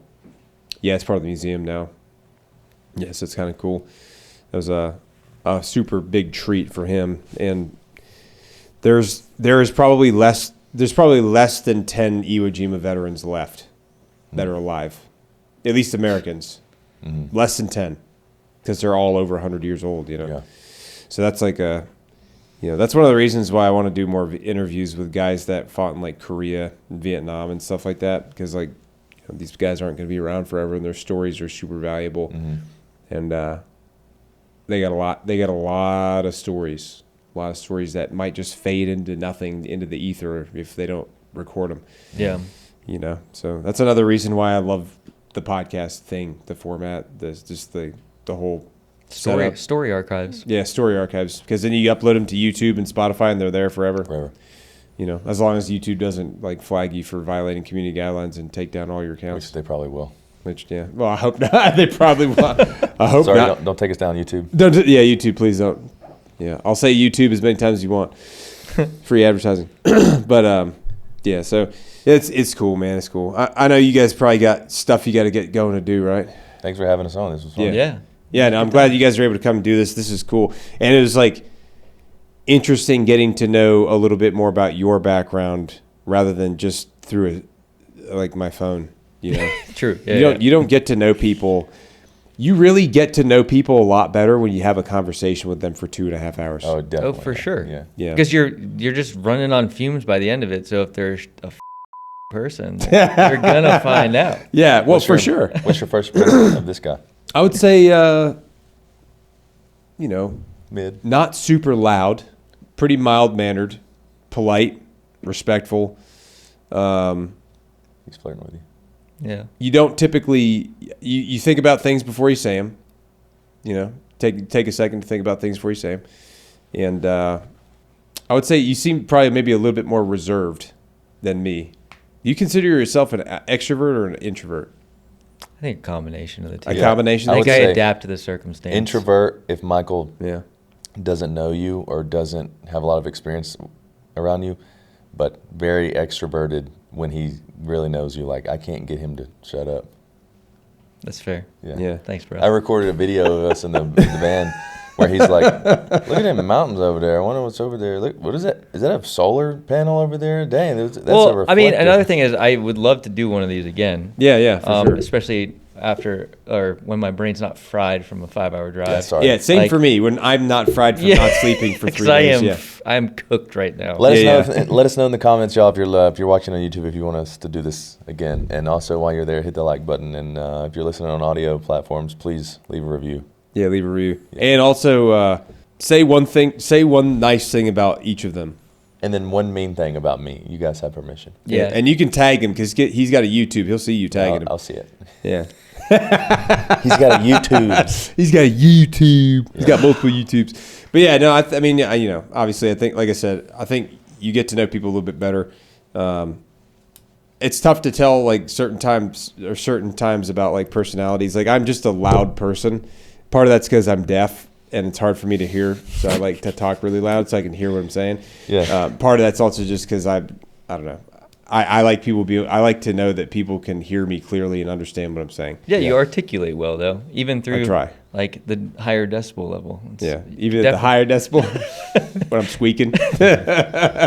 But no, I appreciate you guys coming, and of course. We'll do another one for sure.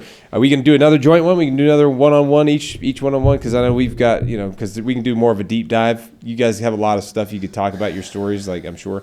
And it's hard to fit all that into just 2.5 hours. Yeah. There's a lot more to talk about. So whatever you want to do. All right. Thanks for watching, y'all. Yeah, appreciate it. Love you.